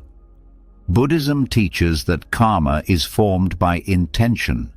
What you intend, what you aim for, shapes the energy of your action. Two people can do the same thing on the outside, but the intention behind it creates different karmic seeds. So when working with emotional habits, your intention matters more than perfection.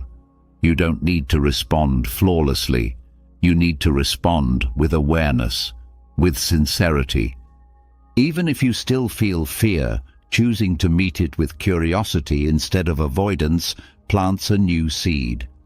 Even if your anger still rises, choosing not to act on it plants another. Even when old habits return, each conscious breath within them is a small transformation. This is not abstract theory. This is real, lived training. Each moment of awareness adds a new thread to your mental fabric. Over time, those threads weave into a different identity, not because you tried to become someone else, but because you stopped feeding the version of yourself built from pain. Karma also includes how you treat others emotionally. If your tendency is to meet criticism with defensiveness, practice listening with space. If your habit is to control when you're anxious, practice releasing outcomes. If you often react with silence when hurt, try expressing yourself with clarity. Each new response builds a future where your mind isn't repeating the same suffering. This includes how you speak to yourself. Many emotional grooves come from self-talk. The inner critic, the anxious forecaster, the voice that tells you you're behind or not enough. All of these are karmic echoes. You didn't choose them once, but you choose them now by letting them run. That's not blame. It's power, because it means you can start choosing differently. One of the simplest but most transformative ways to shift karma is through metta, loving kindness. When you consistently offer gentle phrases of goodwill, even silently, to yourself and others, you interrupt harshness. You create a new emotional tone in the mind. Not every voice has to be critical. Not every memory has to be heavy. You can build emotional habits rooted in care. These shifts are not loud. They're quiet, but they're lasting. They don't require dramatic life changes. They require one thing: consistency. Karma isn't changed in a single breakthrough. It's changed in 100 quiet moments when you choose differently, when you pause, when you reflect, when you forgive, when you let go. And forgiveness itself is a deep karmic reset. Not because it erases the past, but because it ends your participation in the cycle. When you forgive, you stop adding fuel to an old fire. You stop rehearsing the pain. You release the identity built on being wronged.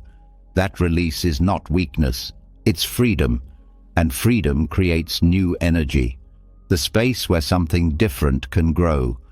Karma also moves through generations. Emotional habits are often passed down. The way your parents responded to fear, to anger, to shame, it lives in you not because of destiny, but because of exposure. And you have the chance to change the lineage, to respond differently, to become a new reference point for those around you. You do this not by teaching others how to be, but by embodying the difference. Your calm teaches without words. Your patience breaks patterns in real time. Your kindness, especially when it's hardest to give, becomes the seed of someone else's healing. Karma is not locked in. It's alive. Every moment is a meeting place between the past and the future. What you choose now reshapes what comes next. You are not your patterns. You are the one who can watch them, question them, and shift them. Even the most deeply ingrained emotional reflexes can be softened. Even the oldest pain can be met with something new. This is the real power of working with karma, not in trying to undo the past, but in choosing the present so clearly that the future takes care of itself. When this becomes your way of living, you stop feeling trapped. You stop waiting for your emotions to fix themselves. You begin to see that your reactions are not evidence of failure. They are invitations to understand, to evolve, to lay down new tracks. And the more you respond with this awareness, the more natural it becomes. One day, you'll face a situation that used to knock you down, and you'll respond with balance. Not because you tried harder, but because you've practiced, because you've changed what grows in your mind. That's how karma works. Quietly, continuously, through your attention, your choice, your intention. And with each breath, you're planting.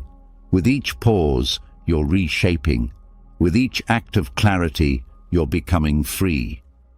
As you begin to shift your emotional patterns through awareness and intention, karma becomes something you're no longer bound to, but something you actively shape. You're not repeating reactions, you're planting new ones. Still, there's a deeper layer of emotional turbulence that doesn't come from personal experience alone.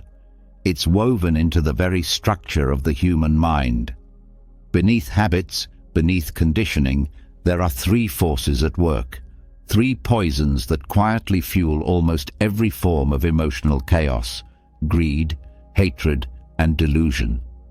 These are not just extreme behaviors, they're energies, subtle movements in the mind, and they don't need to be loud to cause suffering. They're often quiet, disguised, normalized.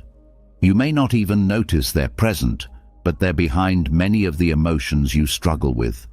They distort perception, drive impulsive reactions, and keep you locked in cycles of craving, rejection, and confusion. Greed, or craving, is not just about wanting things. It's the feeling of lack. It's the sense that this moment is not enough. It tells you that happiness is always just one more step away. If you could just get that approval, that security, that outcome. It whispers that peace is waiting in the next version of life, never in the one you're living now. And because of this, greed pulls you out of the present. It keeps your attention on what's missing, even when so much is already here. Emotionally, greed shows up as restlessness. It makes you chase highs, cling to comfort, and fear the end of pleasure. It tells you that joy must be held on to tightly and that discomfort must be avoided at all costs. In this way, greed creates anxiety. You're always trying to keep what can't be kept and avoid what can't be escaped. The deeper root is the mistaken belief that fulfillment comes from getting what you want, rather than understanding what you're chasing. The antidote to greed is generosity, not just in the material sense, but generosity of spirit. It's the choice to let go, to give, to share, even when the mind says you don't have enough. When you give freely, your time, your attention, your care, you're training the mind to release the grip of craving. You're proving to yourself that peace doesn't come from more, it comes from enough. Generosity opens the heart. It softens the desperate edge of desire. It replaces scarcity with connection. Hatred, the second poison, is more obvious, but no less sneaky. It arises not only as rage or aggression, but also as aversion, judgment, impatience. It's the mind's reflex to push things away. When something feels threatening, an emotion, a person, a truth, hatred says, "This must go." It divides the world into good and bad, right and wrong, safe and unsafe. And once that division is made, it creates conflict inside and out. Hatred fuels emotional pain because it resists reality. It says, "This shouldn't be here," and tries to fight what is. Whether it's grief, shame, fear, or failure, hatred adds a layer of rejection. You don't just feel the pain, you feel the pain of hating that you feel the pain. That second layer is often heavier than the first. The emotional signature of hatred is tension. It tightens the body, sharpens the thoughts, and narrows your view.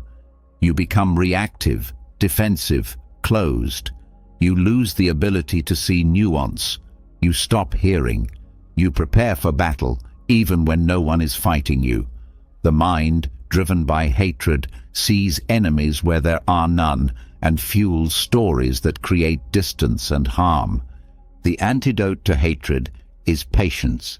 Not passive tolerance, but active spaciousness. Patience doesn't mean you approve of everything. It means you create room for everything to be seen clearly. When you meet anger with patience, you're refusing to react from blindness. You're giving the heat time to cool before you act. Patience doesn't suppress your response. It refines it. It gives wisdom a chance to speak before the emotion does. Practicing patience softens the sharp edges of hatred. It allows you to sit with discomfort without adding fire. It teaches you to delay the need to fix, to control, or to punish. And in that delay, clarity arrives. Often, the thing that looked like a threat is just a moment asking for presence. Hatred says, "This must end." Patience says, "Let's look again." Delusion, the third poison, is the most subtle and the most dangerous. It's the root of the other two. Delusion means not seeing clearly. It's not just ignorance of facts. It's confusion about the nature of reality.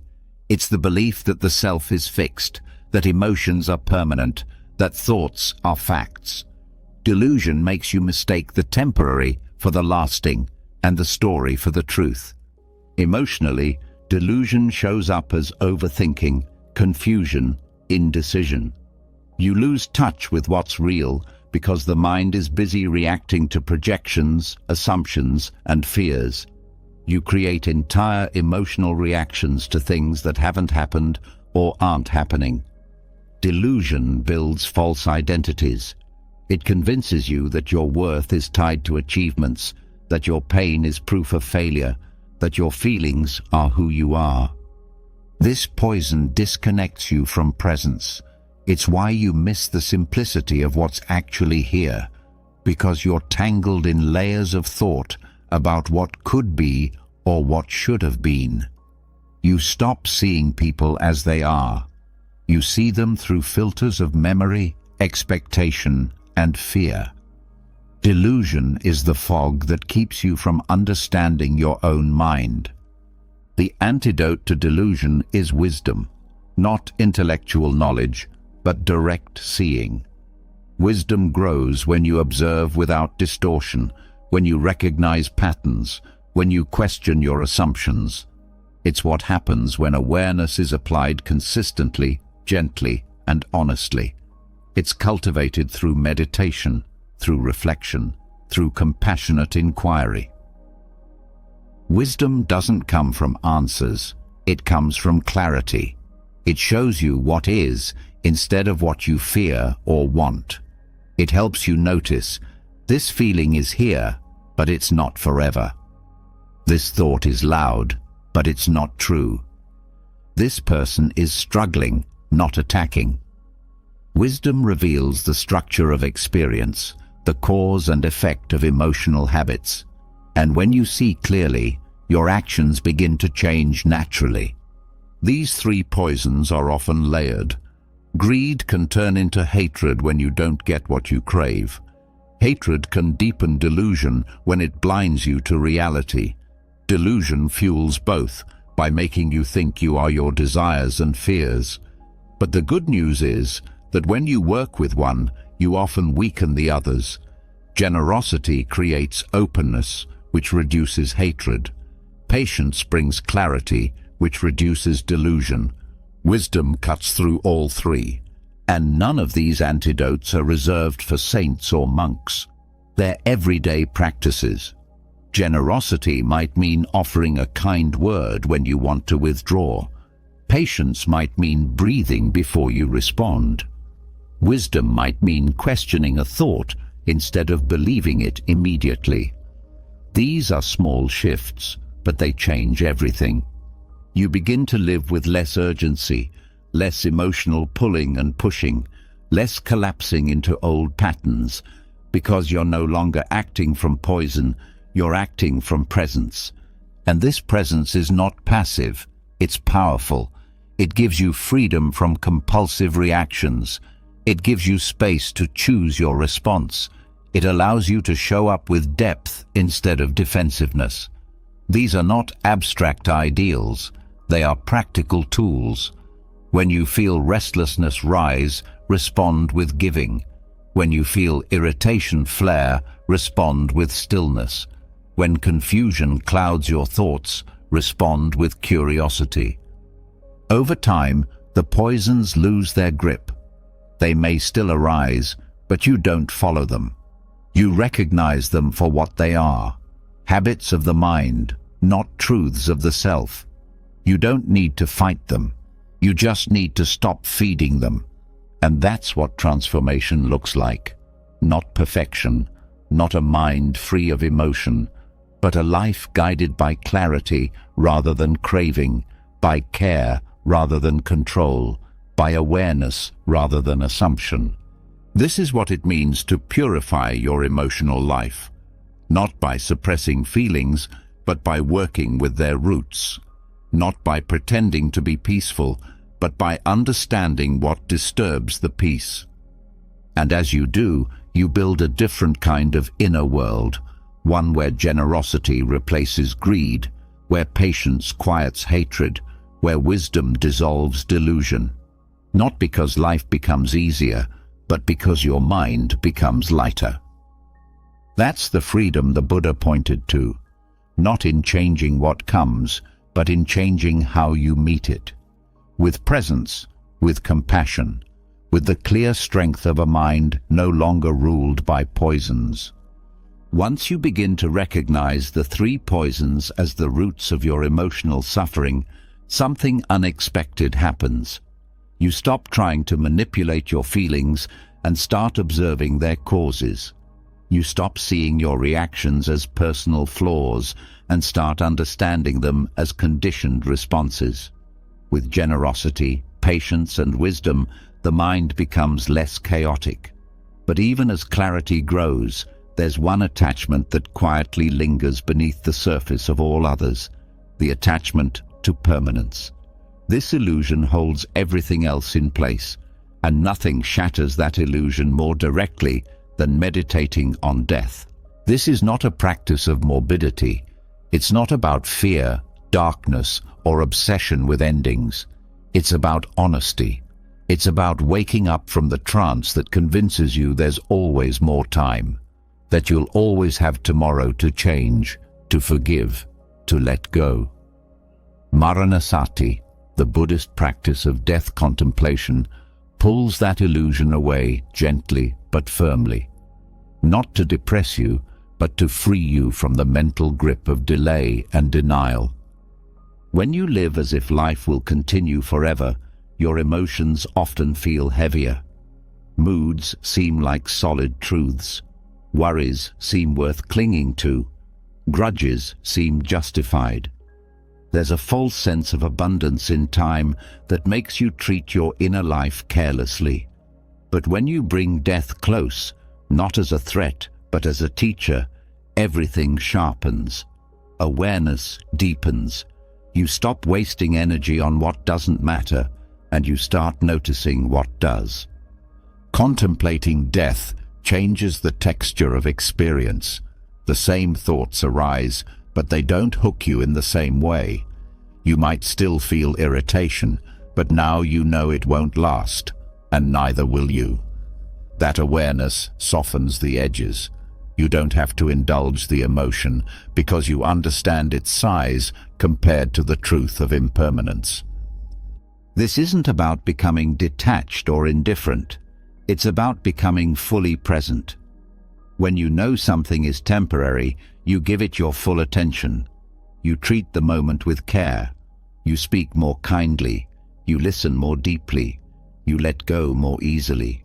That's what Maranasati does. It grounds you in reality, not to scare you, but to bring your values forward. When you sit with the contemplation of death, you're not thinking about how or when you'll die. You're reflecting on the certainty of it, and that certainty strips away the stories you tell yourself about what matters. It reveals how much emotional energy is spent defending identities, controlling outcomes, fearing judgment, all of which dissolve in the face of impermanence. This isn't abstract philosophy. It's practical awareness. When you remember that your own life will end, it becomes easier to let go of the anger you've been carrying. When you remember that others will die too, your impatience begins to fade. The person who annoyed you this morning could be gone tomorrow. The opportunity you're avoiding might never come again.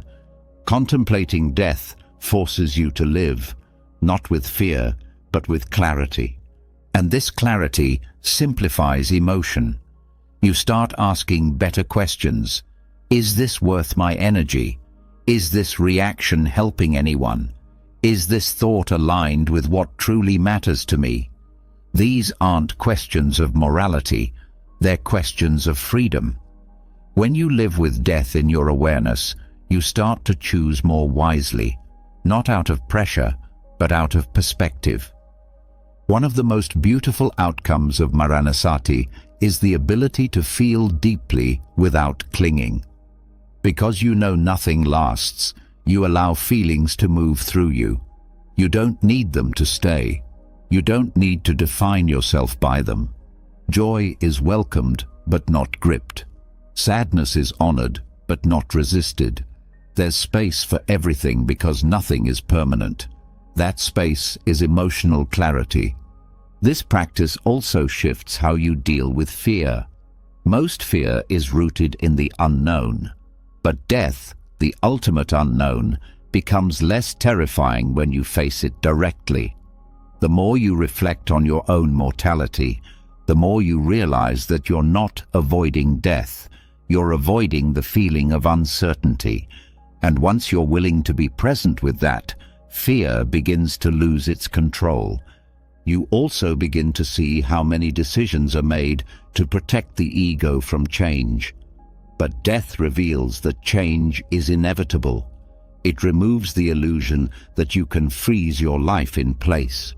That understanding liberates you from the pressure to make everything secure. Instead, you learn to ride the wave of change with grace. Contemplating death also builds compassion. When you accept your own impermanence, you understand everyone else's more deeply. You stop seeing people as obstacles or tools. You see them as fellow travelers, fragile, temporary, like you. This softens the tendency to judge or dismiss. It opens the heart to connection, even in conflict. This doesn't mean you become sentimental or overly emotional. It means you stop pretending that time is unlimited. That shift brings urgency to love, to presence, to forgiveness. You don't put off what matters. You don't waste time defending your pride. You live with fewer regrets because you're not waiting for the perfect moment to be honest, kind, or brave. There's also a surprising lightness in this practice.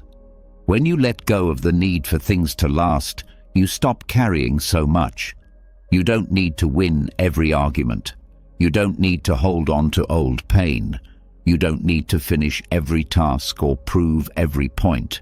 You begin to rest in the truth that nothing is complete, and that's okay. You begin to trust impermanence, not as a threat, but as the rhythm of life. Seasons change, moods shift, relationships evolve, bodies age, everything moves. Trying to make it stop only creates suffering. Accepting the flow creates peace. Maranasati teaches you to meet each moment with fresh eyes, to greet the day not as another repetition, but as something that will never come again. You eat more slowly. You speak with more care. You listen not to respond, but to understand. These are not dramatic gestures. They're quiet acknowledgements of what's real. This practice also changes your relationship with your own mind. You start to see thoughts as temporary events, not permanent truths. Even your most painful thoughts lose some of their weight when you remember you won't be thinking them forever. The mental noise becomes less threatening. You stop needing to control it all. The practice doesn't ask you to dwell in fear. It invites you to live more fully. You don't need to rehearse your death. You need to remember that life is short enough to make every breath matter. That awareness changes how you work, how you rest, how you love. It brings everything into focus. Maranasati is not a dark cloud. It's a clean sky. It clears out the fog of distraction and brings you back to what matters. It helps you hold grief without drowning, hold joy without gripping, hold failure without collapse. You become emotionally clear not by avoiding life, but by meeting it honestly. And this clarity becomes contagious. Others feel it in you. They sense your presence, your steadiness, your groundedness. You're no longer shaken by every change or consumed by every thought. You bring perspective to chaos, softness to tension, humility to success. You're not pretending that life is endless. You're living with the freedom of someone who knows it's not. This awareness doesn't remove emotion.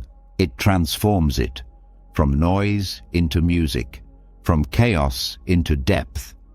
You stop trying to escape what's difficult and begin to embrace what's real. That embrace brings strength, not the strength of control, but the strength of surrender. You surrender to change, to time, to the nature of things. And in that surrender, you find emotional freedom, not because you've detached, but because you've awakened. And this awakening is not distant. It's not for another life. It's here, in this breath, in this moment, in this precious awareness of how short and beautiful this life really is. That's the strange gift of meditating on death. Not more fear, more life. Not more sorrow, more clarity. Not an ending, a beginning. When death is accepted as part of life, not as a shadow, but as a truth, something softens inside. The grip loosens, the pressure fades. You begin to move through the world with more presence and less need to control outcomes. You start listening more, rushing less. And in that slow, honest space, one of the most overlooked forms of healing begins to reveal itself, not through more thinking or more speaking, but through silence. This is not the silence of discomfort or awkwardness. It's not what happens when we run out of things to say. It's not an emptiness to be filled. Noble silence, as understood in Buddhist practice, is not the absence of noise. It is the presence of awareness. It is the stillness where emotions are no longer forced into shape, but allowed to unfold, release, and settle on their own. In daily life, emotions are constantly being pushed and pulled by words. We try to explain them, defend them, escape them, or wrap them in stories so we don't have to feel them directly. But in noble silence, there is no storytelling, no performance, no attempt to be understood or agreed with. And in that wordless space, the mind and heart begin to return to their natural state. This return is not immediate. At first, silence can feel unsettling. The noise in your head becomes louder without the distraction of speech. You hear thoughts that have been hiding under your busyness. You notice discomfort you were keeping at a distance with conversation. But this is exactly why silence is healing. It reveals what's actually there. Most emotional exhaustion comes not just from what we feel, but from how we constantly manage, narrate, and resist those feelings. Talking can be a beautiful connection, but it can also become a form of avoidance. Noble silence removes the layer of noise that normally covers the emotional body, and when that covering drops, feelings can breathe. The silence becomes a mirror. Not a mirror that judges or distorts, but one that simply reflects. You start seeing your habits of reaction, the urgency to fill space, the need to be seen or to explain yourself. In this seeing, there is space to relax. Not every feeling needs a response. Not every mood needs to be labeled. Some emotions dissolve simply because you've stopped interrupting their natural course. In noble silence, emotions aren't denied. They are allowed. Allowed without being manipulated. Allowed without being dramatized. This is where true digestion happens. Not mental digestion, where we analyze or fix things, but emotional digestion, where feelings are processed naturally by awareness alone. Just as the body knows how to heal a wound without instruction, the heart knows how to integrate emotion when given space. But we rarely offer that space. We rush, we speak, we fill. Silence offers a pause from that habit. It gives your inner life time to catch up with you. This doesn't mean you retreat from the world forever. Noble silence isn't escapism, it's preparation. It's where you regain balance before you re-enter interaction. It's how you learn to respond instead of react. Because when you become familiar with stillness, you no longer fear your feelings. You trust your capacity to hold them without needing to fix or explain them. This trust becomes your anchor. In silence, you start to witness how much energy you've been spending trying to make others understand you. You see how often you speak to fill emotional discomfort rather than to share truth. You notice the subtle pressure to say the right thing, to be heard, to get approval, and when that pressure fades, a deeper kind of presence takes its place. Presence without performance, listening without planning, feeling without judgment. Silence trains the nervous system to stop chasing resolution. You stop needing every conversation to end in clarity. You stop needing every emotion to make sense. You learn to sit with contradiction, with mystery, with moments that have no answer yet. And in that sitting, peace arises, not because the problem is solved, but because you're no longer feeding the conflict. This peace doesn't come from escaping life. It comes from being with life in a more honest way. You stop treating your inner world like a project to be completed and start relating to it like a garden that grows when it's given care. Silence is that care. It's the sun, the soil, the space that allows healing to occur on its own. In this quiet, even your relationship to speech changes. You start speaking less from impulse and more from clarity. Words become intentional, not automatic. You no longer speak just to be right or to be noticed. You speak to connect, to share, to offer something that matters. Silence teaches you the value of words, not just in what you say, but in what you choose not to say. It also deepens your relationship with others. When two people can share space without needing to fill it, a different kind of intimacy appears. It's not based on mutual entertainment or constant agreement. It's based on presence. You're no longer trying to impress each other. You're simply there, together, each witnessing your own experience and respecting the others. Noble silence also reveals that some emotions only exist because we keep feeding them with language. Resentment, for example, often survives through rehearsal, repeating the same story, re-energizing the same wound. But in silence, that story doesn't get told. The wound sits quietly. It feels heavy at first, but without constant retelling, it begins to soften. Not because it's forgotten, but because it's no longer being exaggerated by speech. This doesn't mean silence erases pain. It means silence allows pain to rest, and rest is the beginning of healing. Even joy deepens in silence, because when you're not rushing to share or capture it, you can fully feel it. The moment becomes enough. You're not leaning toward the next thing. You're inside the experience, without commentary. That direct experience is what makes life vivid. You stop watching your life like a narrator. You live it as presence. Silence also reduces emotional reactivity. You become less likely to say something you'll regret, less likely to lash out, more likely to pause, to wait, to understand what's really happening beneath the surface. Because now you're used to listening, not just to others, but to yourself. You know the difference between a thought that needs to be voiced and one that just needs to pass. This inner listening strengthens your emotional clarity. When something hurts, you can sit with it before assigning blame. When you feel overwhelmed, you can breathe before reacting. When you're confused, you can wait without rushing for an answer.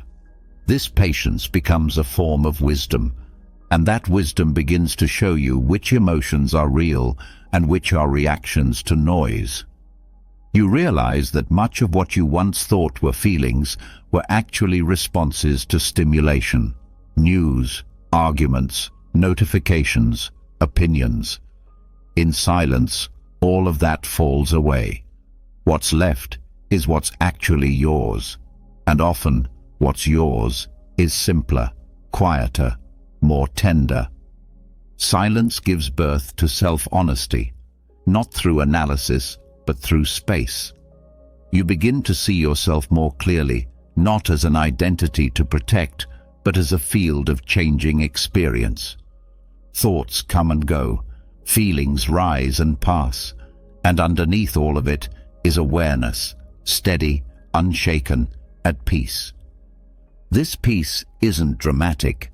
It's quiet. It doesn't shout. It doesn't need to be declared. It simply holds everything. In silence, you realize you don't need to fight your emotions. You don't need to explain them. You just need to let them be seen fully without interference. And when that happens, the system recalibrates. You become more balanced, not because you forced yourself to be calm, but because you gave your inner world a break from noise. You stopped interrupting your own healing. You trusted stillness, and that trust changed you. Noble silence is not something reserved for retreats or temples. It's available every day, in the pause before you speak, in the breath before you reply, in the decision to be present instead of performative. It's there in your morning coffee, your evening walk, your silent observation of a sunset. These moments are not empty, They're full of clarity. They're where your emotions get space to land, to move, to settle.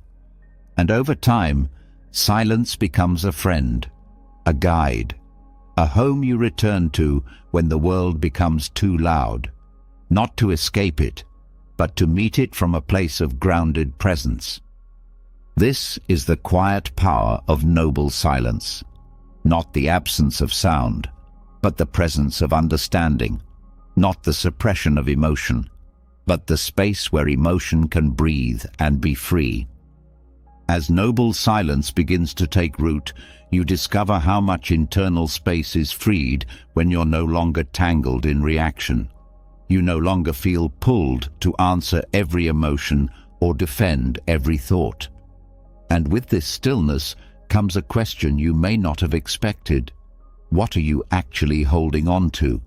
What continues to weigh down your heart when you've already slowed down, quieted your mind, and stopped feeding unnecessary noise?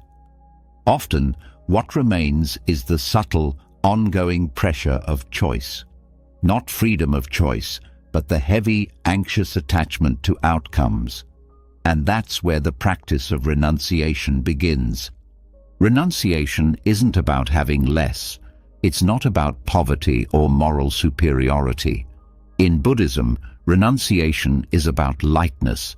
It's about no longer being emotionally tangled in 1,000 possibilities, in imagined futures, in the burden of keeping every door open. It's choosing peace over possession, simplicity over excess, clarity over constant evaluation. The modern world equates freedom with more options. But emotionally, the more options you cling to, the more scattered your energy becomes. Every decision becomes a mental battlefield. What if you choose the wrong job? What if the relationship doesn't work out? What if you miss something better? The fear of choosing wrong becomes more painful than any real mistake. And even after making a decision, the mind stays restless, wondering what might have happened if you had chosen differently. This is decisional anxiety, and it doesn't come from choices themselves. It comes from attachment to what those choices mean about you. You don't just want to make a decision, you want to guarantee a result. You want control, you want certainty, and when that certainty is impossible, the emotional weight grows heavier. Renunciation offers relief, not by taking away your power to choose, but by removing your need to cling. It shifts your relationship to outcomes. You can still act, still decide, still move forward, but without tying your peace to a specific result. You choose from clarity, not craving. You act from purpose, not panic. This practice starts with seeing where your tension lies. Which choices feel heavy? Which outcomes feel non-negotiable? Where do you feel stuck between options, not because you don't know what you want, but because you're afraid to lose? That fear of missing out, of failing, of regretting, is often what creates emotional exhaustion. You carry every future in your mind, every path you didn't take, and you wonder endlessly if you chose well. Renunciation dissolves that tension by showing you that peace isn't found in choosing perfectly. It's found in letting go of the fantasy that one choice will complete you. No option can give you lasting happiness. No outcome can save you from change. What you let go of is not joy or progress. It's the illusion that fulfillment lies in controlling the path ahead. You begin to see that some decisions don't need more thinking. They need release. Not everything deserves equal space in your mind. Not every door needs to stay open. You simplify, not by becoming careless, but by becoming intentional.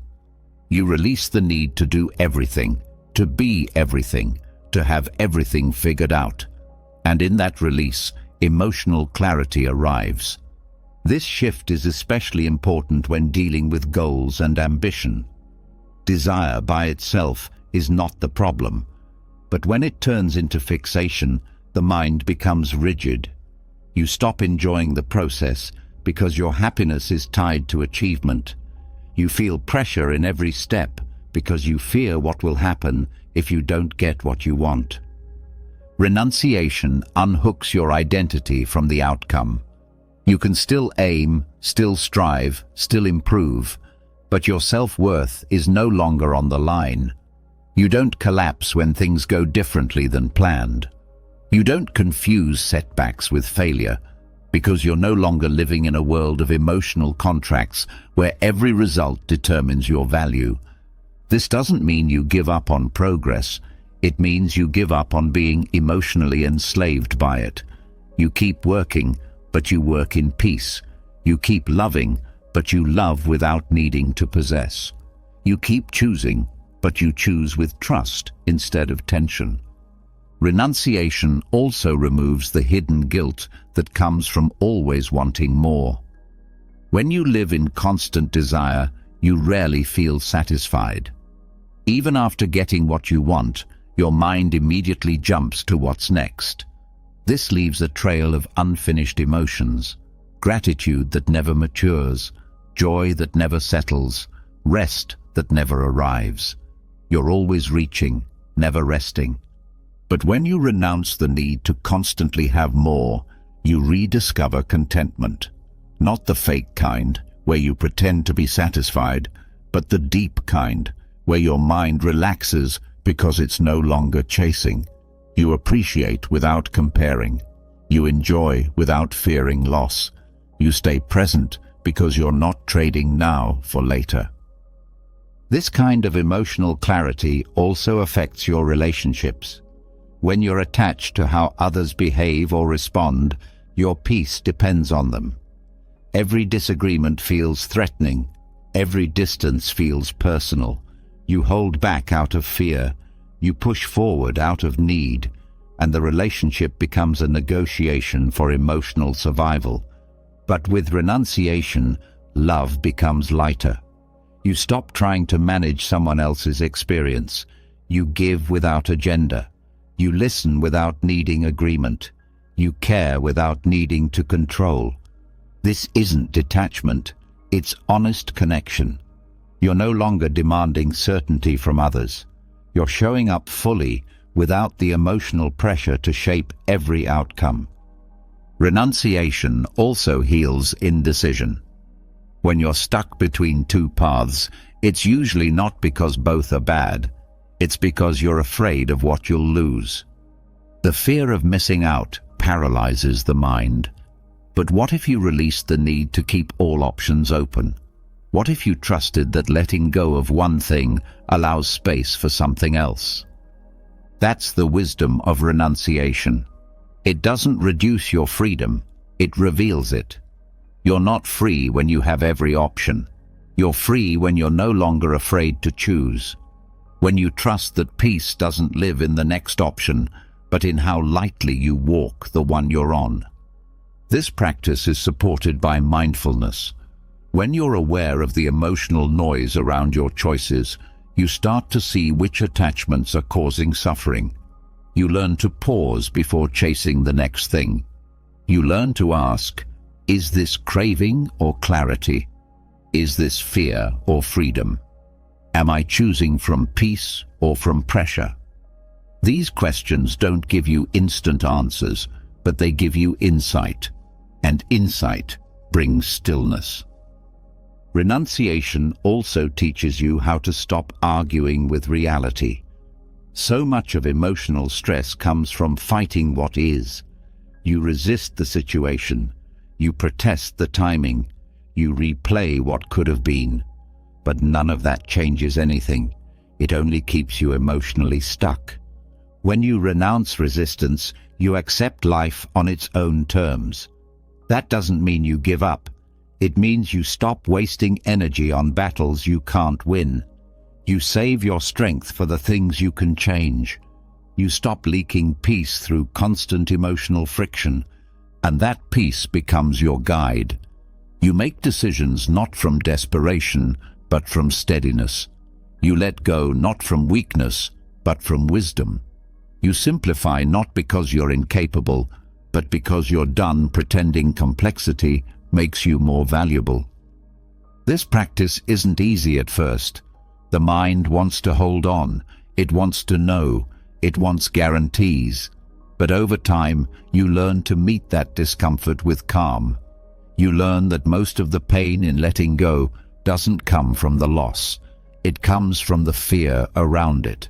And when you move through that fear, you find freedom. You no longer carry the emotional weight of needing everything to be perfect. You stop rehearsing outcomes. You stop replaying decisions. You give yourself permission to move forward without emotional residue. That is renunciation, not the giving up of life, but the giving up of inner conflict. And in that giving up, life becomes lighter, not because everything goes your way, but because you no longer demand that it must. You've stopped tying your emotional peace to outcomes you can't control, and in doing so, you've reclaimed your freedom. This is the emotional lightness that renunciation offers. Not emptiness, but clarity. Not passivity, but grounded choice. Not loss, but liberation from the invisible burdens you didn't realize you were carrying. You don't become less human through this practice. You become more alive. Because now, every step forward is clean, every decision is honest, and every moment is free from the emotional weight of needing to be something other than it is.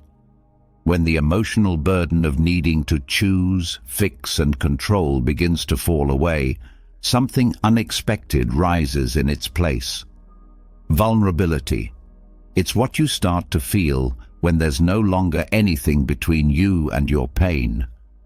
When you're not distracting yourself with decisions, explanations, or expectations, the rawness of your emotions starts to surface, and with it comes the natural impulse to protect yourself, to fix what hurts, to shut it down, to escape.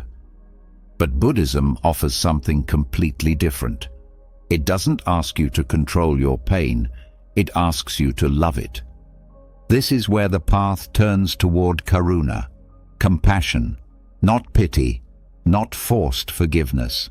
Compassion is the courage to stay close to your own suffering and the wisdom to meet it not with fear or resistance, but with warmth. It's the part of you that holds space instead of fixing, that understands instead of judges, that softens instead of tightens. Most people grow up believing that pain must be managed, hidden, or solved. We create strategies, we form coping mechanisms. We learn to suppress, to toughen up, to perform strength instead of feeling deeply. But these strategies don't dissolve pain, they store it, they push it deeper, and that stored pain becomes tension, reactivity, and chronic emotional fatigue. Control doesn't heal trauma, it extends it. Compassion works differently. It moves in the opposite direction. It doesn't push pain away, it turns toward it. It says, "This hurts, and it's okay that it hurts." That permission is powerful, because much of your emotional suffering doesn't come from the original wound. It comes from the story that the wound shouldn't be there, from the belief that pain is a flaw, from the pressure to act fine when you're not. When you respond to pain with compassion, the inner war stops. You stop resisting what already is. You stop layering guilt on top of grief, shame on top of fear, judgment on top of sadness. You meet the pain where it lives, in your body, in your breath, in your thoughts, and you offer it space instead of force. This shift may feel subtle at first, but it has profound effects. The moment you stop fighting your pain, you begin to relax around it. You're not collapsing into it. You're not identifying with it. You're simply allowing it to exist without being rejected. And in that space, healing begins.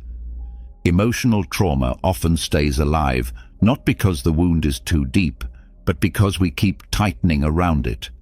Every time the memory surfaces and we tense up, We reinforce the message that the feeling is dangerous. That reaction feeds the trauma, even if we're trying to protect ourselves. But compassion brings the opposite message. It tells the nervous system, "You're safe now. You don't have to run. You can rest."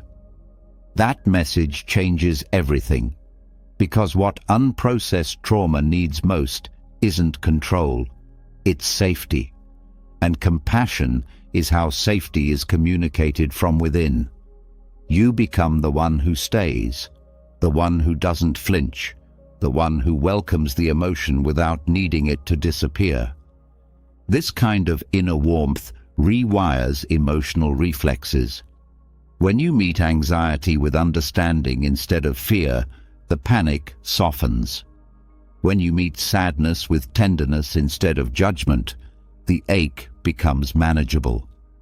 When you meet anger with curiosity instead of shame, it becomes energy you can work with instead of a force that controls you. And this isn't about doing something extraordinary. Compassion is not performance. It doesn't need to be loud. It can begin as simply as placing your hand on your chest when something hurts, or saying to yourself, "This is hard, and I'm here with it." That's not weakness, that's power.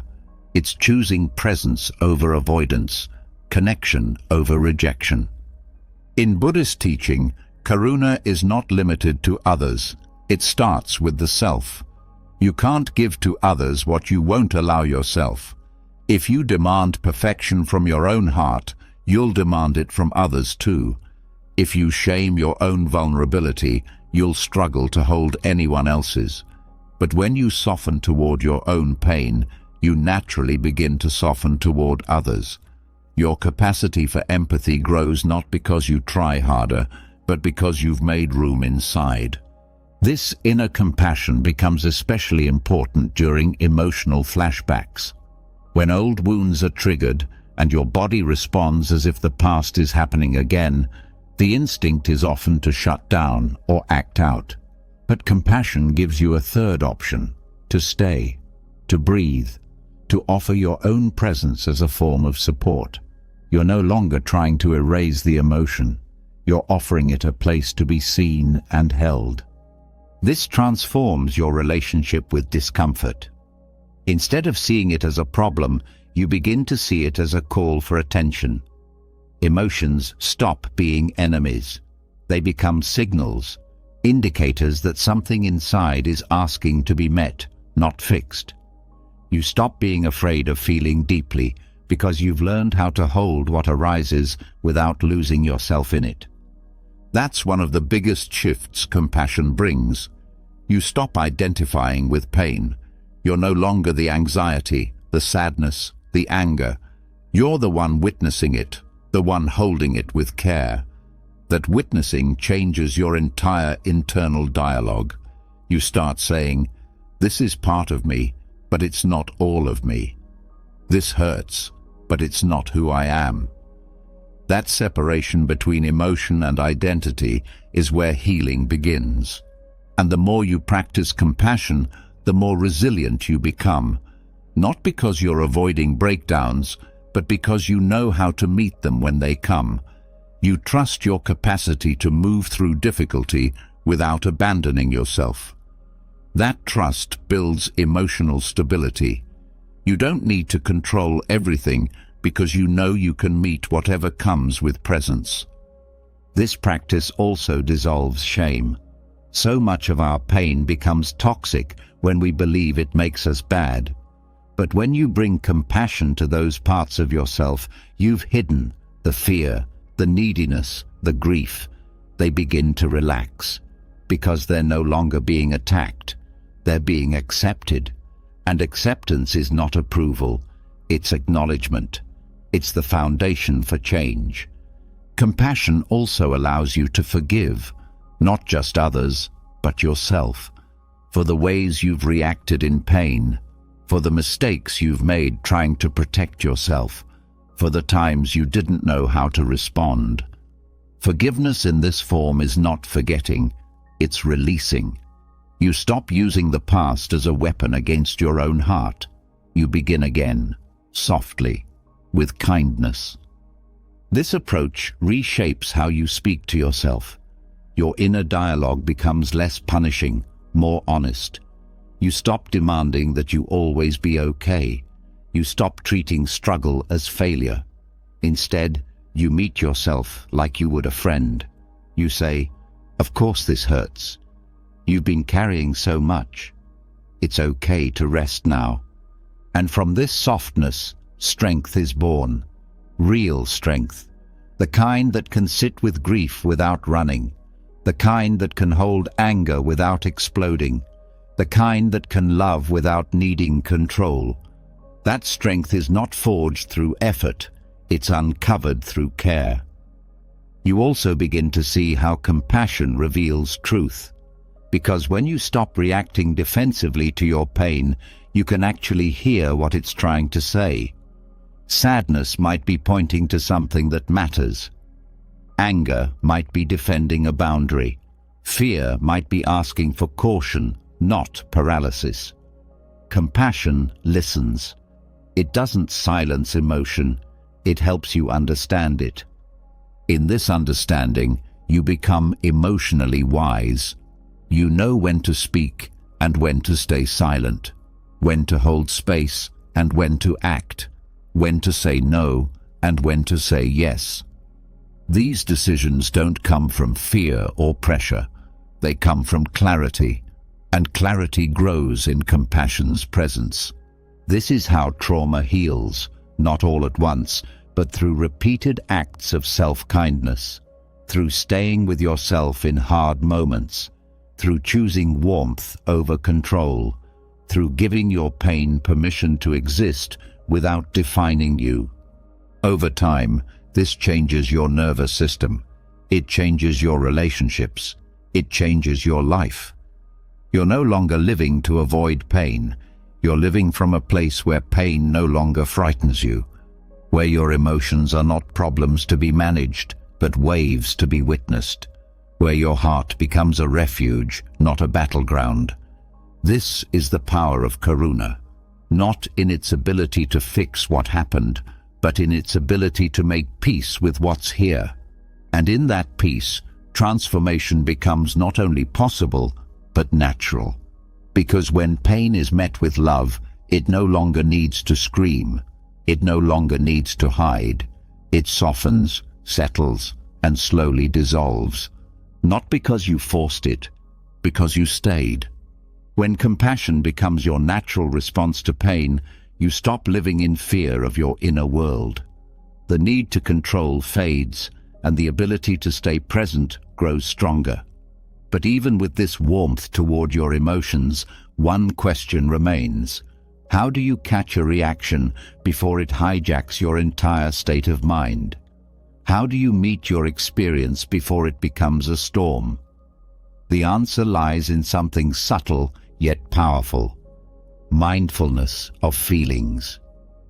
This teaching comes directly from the Satipatthana Sutta, one of the foundational texts in Buddhist practice.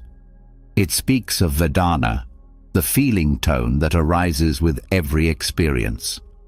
Before thought, before emotion, before identity, there is sensation, and that sensation carries a tone: pleasant, unpleasant, neutral. These tones are the first spark in the chain of reaction, and learning to observe them with mindfulness is what allows you to intervene before the flame becomes a fire. Mindfulness of feelings is not about emotions in the way we usually talk about them. It's not about sadness, joy, or anger as full stories.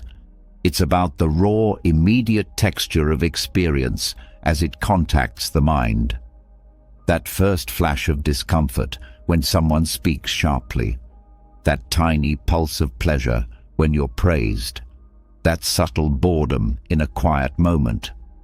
These are not yet stories. They are the pre-verbal signals that shape what comes next.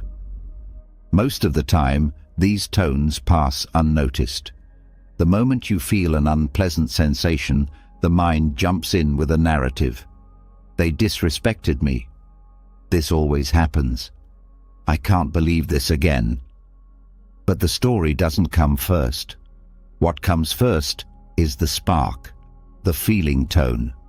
And when mindfulness is developed at that level, you can meet the spark before it becomes flame. This is the missing link between awareness and reaction. Without mindfulness of feeling, you're always one step too late. The emotion has already taken shape.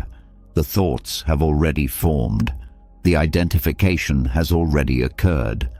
But when you can see Vedana clearly, you create space, and in that space, you find freedom. This freedom is not theoretical, it's practical. You begin to notice, this is unpleasant. That simple recognition creates a pause, and in that pause, you don't have to react. You don't have to push it away. You don't have to feed it. You just stay with the raw experience. You feel it as sensation, tightness, warmth, pressure, numbness. The body becomes your field of insight, not a battlefield. When this mindfulness is strong, you stop confusing discomfort with danger. You stop confusing pleasure with obligation. You stop letting neutral sensations become unconscious boredom. Each feeling tone becomes an opportunity to stay, to breathe, to observe. This level of attention reveals how much of your suffering is not from what happens, but from what you do with that first spark. The unpleasant tone becomes irritation, then anger, then a fight. The pleasant tone becomes desire, then craving, then attachment. The neutral tone becomes dullness, then disconnection, then apathy. But none of these outcomes are automatic. They are trained responses. And with mindfulness, you can retrain them. You can learn to rest in the feeling without turning it into something else. You can say, this is pleasant, without needing to keep it. This is unpleasant, without needing to avoid it. This is neutral, without drifting into distraction. This is equanimity at its root level, not emotional numbness, but clarity of contact.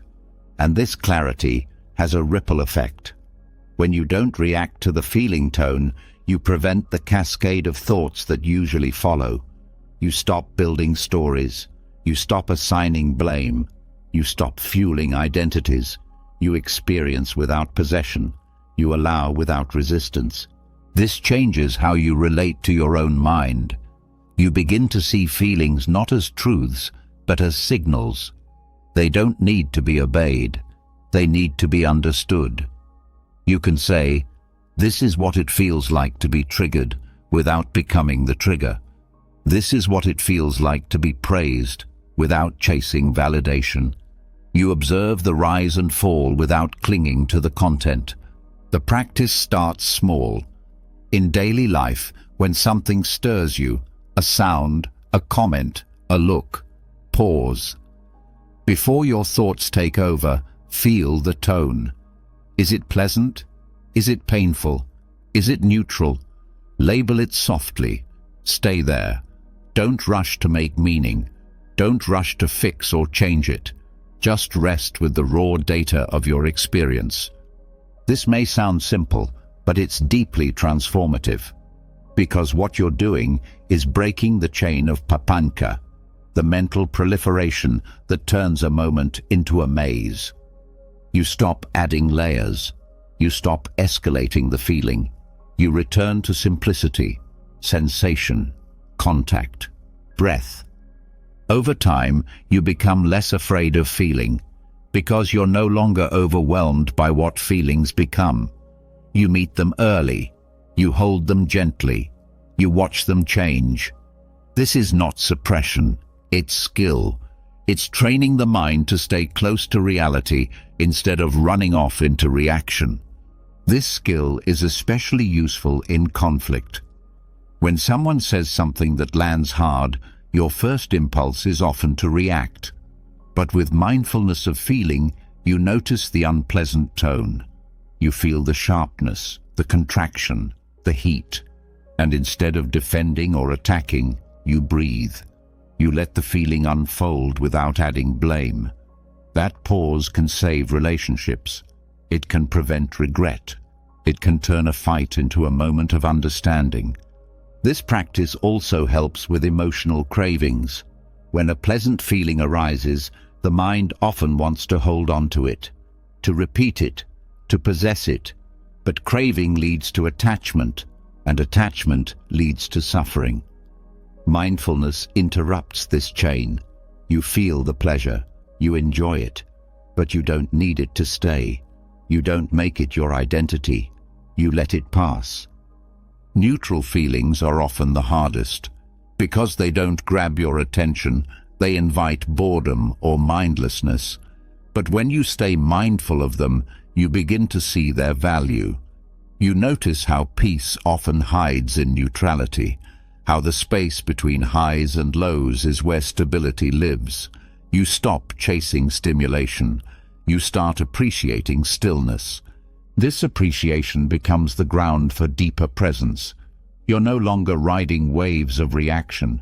You're standing in the ocean, grounded, watching, feeling, breathing. And this steadiness becomes your new baseline. Not a fixed emotion, but a balanced awareness.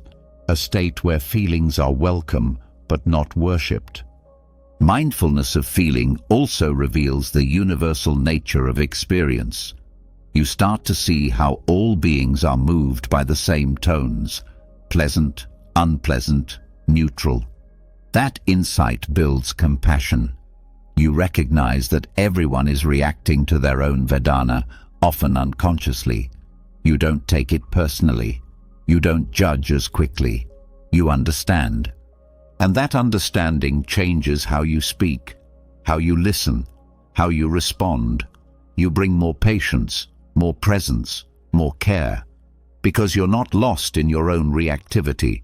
You're aware of the feeling, and you're choosing your next move with intention. This practice becomes a shield, not from pain, but from unnecessary suffering. It protects your peace by giving you space, the space to feel without flinching, to experience without escaping, to be here in your body, in this moment, with this exact tone, and nothing added. And as that skill deepens, your mind becomes quieter, not because feelings stop, but because you've stopped turning them into noise. You've stopped fearing them. You've stopped needing to make them anything other than what they are. This is how mindfulness saves you from spiraling, not through force, through presence, through attention, through the simple act of staying with your feeling before it becomes your identity. Because once you see clearly that you are not your reactions, not your sensations, not even your emotions, but the awareness that holds them, everything begins to settle. Not because life is easier, because your mind is steadier. When mindfulness of feelings becomes part of your daily experience, life starts to slow down in the best way. You stop being pulled by every emotional tone, every mental impulse. You witness the space between sensation and story, and that space becomes your freedom. But even with this level of awareness, the emotional landscape can still carry subtle noise, residue from years of reacting, clinging, fearing, striving. This noise may be quiet, but it's persistent, and if you want to go deeper into emotional purification, the path leads further inward. This is where the jhanas begin to unfold. The jhanas are not some mystical escape reserved for monks or spiritual elites. They are deeply human experiences. In Buddhist meditation, they are states of refined concentration, each one more subtle and still than the last. But their true value lies not just in their tranquility, but in what they reveal and release about the emotional patterns that usually hide below the surface. These aren't just pleasant states to get lost in. They are a mirror and a cleansing fire. Entering the first jhana requires only one thing: sustained attention on a single object, usually the breath, and the willingness to stay with it without distraction. This effort burns off the surface-level distractions of the mind. Your usual stories, complaints, worries, they don't vanish, but they lose their grip. There's too much steadiness now. You're beginning to settle. And with that settling, something opens. You start to taste what it means to exist without inner conflict. The first jhana is marked by two qualities: applied thought and sustained thought. This means the mind continues to place itself on the object and remain there. Emotionally, this feels like training a wild animal to rest, not by force, but by consistency. You begin to feel the emotional noise quiet, not because you solved it, but because your attention is no longer feeding it. The endless thinking, the reactivity, it pauses. As the mind deepens into this state, joy arises, not from anything happening in the outside world, but from the very act of being still. This joy is clean. It's not excitement. It's not stimulation. It's a subtle happiness that comes from non-struggle, and with it comes an emotional lesson. Joy doesn't have to be earned. It doesn't have to be dramatic. It arises naturally when the mind is unified. Moving into the second jhana, even applied and sustained thought drop away. The mind no longer has to place itself. It stays effortlessly. The joy remains, but now it deepens into a more refined sense of pleasure. Emotionally, this is where clinging begins to burn away. Because the joy is so full, there's nothing to chase, nothing to fear. You experience the radical truth that nothing external is needed for emotional peace. All tension around wanting begins to loosen. This loosening isn't just about desire. It touches fear too. Fear often hides beneath craving.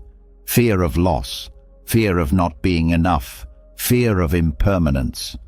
But here, in stillness, the fear finds no place to land. You're not holding anything, so there's nothing to lose. The emotional system starts to rewire itself.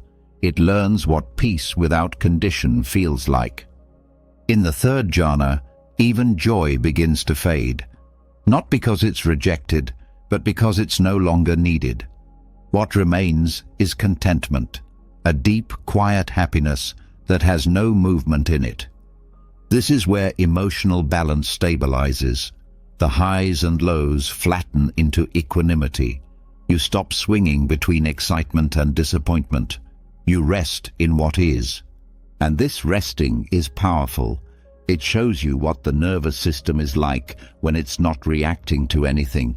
You see how unnecessary most of your emotional habits were. The tension, the planning, the proving. They were all compensating for a peace that was already available. You're learning, not intellectually but viscerally, that presence is enough. As the mind continues into the fourth jhana, even the contentment becomes so subtle that it too dissolves. What's left is purity of mindfulness and equanimity. No joy, no sadness, just clarity, just balance. Emotionally, this is profound. It's not emptiness in a cold way, it's openness. There's no resistance, no pulling or pushing. Every emotion that might arise is seen instantly, but none of it sticks. It all passes like clouds across a sky that never changes. This level of clarity is deeply healing, because you begin to see exactly how emotion arises, peaks, and fades. You see the moment clinging starts, and you don't follow it. You feel the edge of frustration, and you don't tense around it. You experience the first note of fear, but you don't build a story. The emotional noise that once felt like your baseline now seems foreign, optional. You're no longer reacting, you're resting. And the purification that happens here isn't dramatic. It's quiet, but it's deep. You're not fixing your emotions, you're seeing through them. You're watching them arise without needing to be them. That separation changes everything. It dissolves emotional identity. You stop being an angry person, or a fearful person, or an anxious person. You just become someone who experiences what comes and lets it go.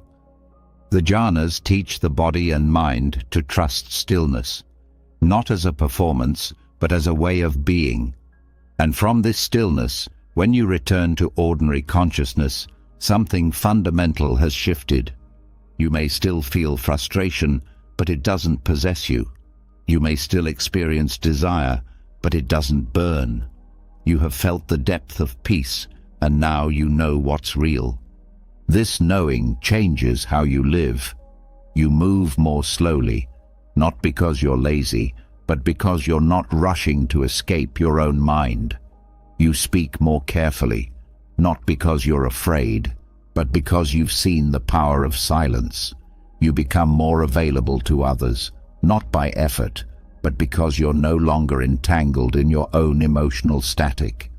You begin to feel what freedom truly means, not in a grand spiritual way, but in the moment-to-moment clarity of not reacting, of being able to feel without falling, to care without clinging, to act without attachment. That's the emotional purification the jhanas offer, not escape, but insight, not numbness, but refinement. And this refinement is not fragile. It doesn't depend on the perfect environment. It's not only available on a cushion. It can be carried into your work, your relationships, your struggles. Because once the mind has experienced that depth of stillness, it remembers. Even in chaos, it remembers how to return. The emotional resilience that comes from jhana isn't loud. It's quiet strength, the kind that doesn't react to every spark, the kind that knows the difference between what needs attention and what needs to pass, the kind that feels everything, but isn't destroyed by anything. This is how the jhanas purify emotional noise. They don't push anything away. They invite you deeper, layer by layer, until what's left is just presence, clear, balanced, free, not because life has changed, but because you have. When emotional noise dissolves through deep stillness and the inner world becomes steady and clear, something surprising often begins to surface. It's not loud, not dramatic, just a subtle sense that some feelings don't belong to your current experience. A fear with no clear origin, a sadness that doesn't match your life, a persistent emotional pattern that seems older than your memories. This isn't superstition or fantasy. Buddhism offers an explanation rooted in the continuity of consciousness, the teachings on rebirth, and the karmic echoes that flow between lives. In Buddhist understanding, rebirth is not the movement of a soul from one body to another. It's the continuity of mind, a stream, not a solid object. Each life is a moment in that stream, shaped by intentions, actions, and impressions. When death occurs, the body ends, but the momentum of mind continues. What passes on are not memories as we know them, but tendencies, imprints, energies, emotional seeds that didn't fully bloom, now waiting for their conditions to ripen. Whether one takes rebirth as literal or symbolic, its emotional meaning holds weight. The idea that certain emotional patterns can echo across time, beyond just one body or lifetime, brings both a challenge and a liberation. The challenge is this: you might be carrying something you didn't start. The liberation is this: you don't have to keep carrying it. Some fears seem disproportionate because they were not born from this lifetime's events. A person with a secure life might still feel constantly unsafe. A person raised in love may still struggle with unexplainable abandonment. When seen through the lens of rebirth, These emotions may be residues of past karmic impressions, unresolved responses from another chapter of consciousness. These impressions, known as vasanas, shape emotional memory.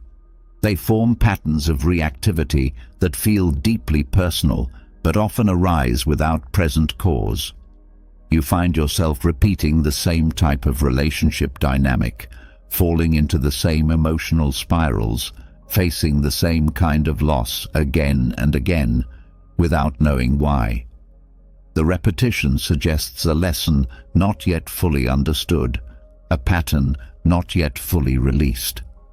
This doesn't mean everything difficult in your life is caused by past lives, but the perspective opens up a new way to work with stuck emotions. Instead of asking, "Why is this happening to me?" you begin to ask, "What is this trying to show me that I haven't seen yet?" That question alone shifts the energy from victimhood to awareness. When these emotional patterns arise, they often carry a quality of familiarity. Even if the situation is new, the emotional texture is not. It feels like something you've known forever. This familiarity can be painful, but it's also an invitation. It means the mind is presenting an opportunity, a chance to meet what you couldn't meet before, a chance to choose differently.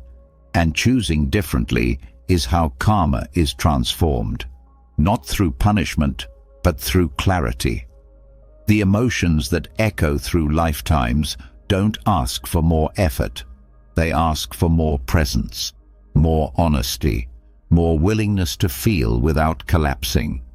For example, if a person has a deep tendency toward guilt that doesn't match their current life, they may be working with an unresolved karmic imprint, not a punishment, but an echo of past harm or loss that was never integrated. When they try to suppress it, the guilt becomes heavier. When they try to rationalize it, the mind becomes confused. But when they meet it with mindfulness and compassion, something begins to open. The echo begins to lose strength when it is met fully. This is where meditative awareness becomes essential.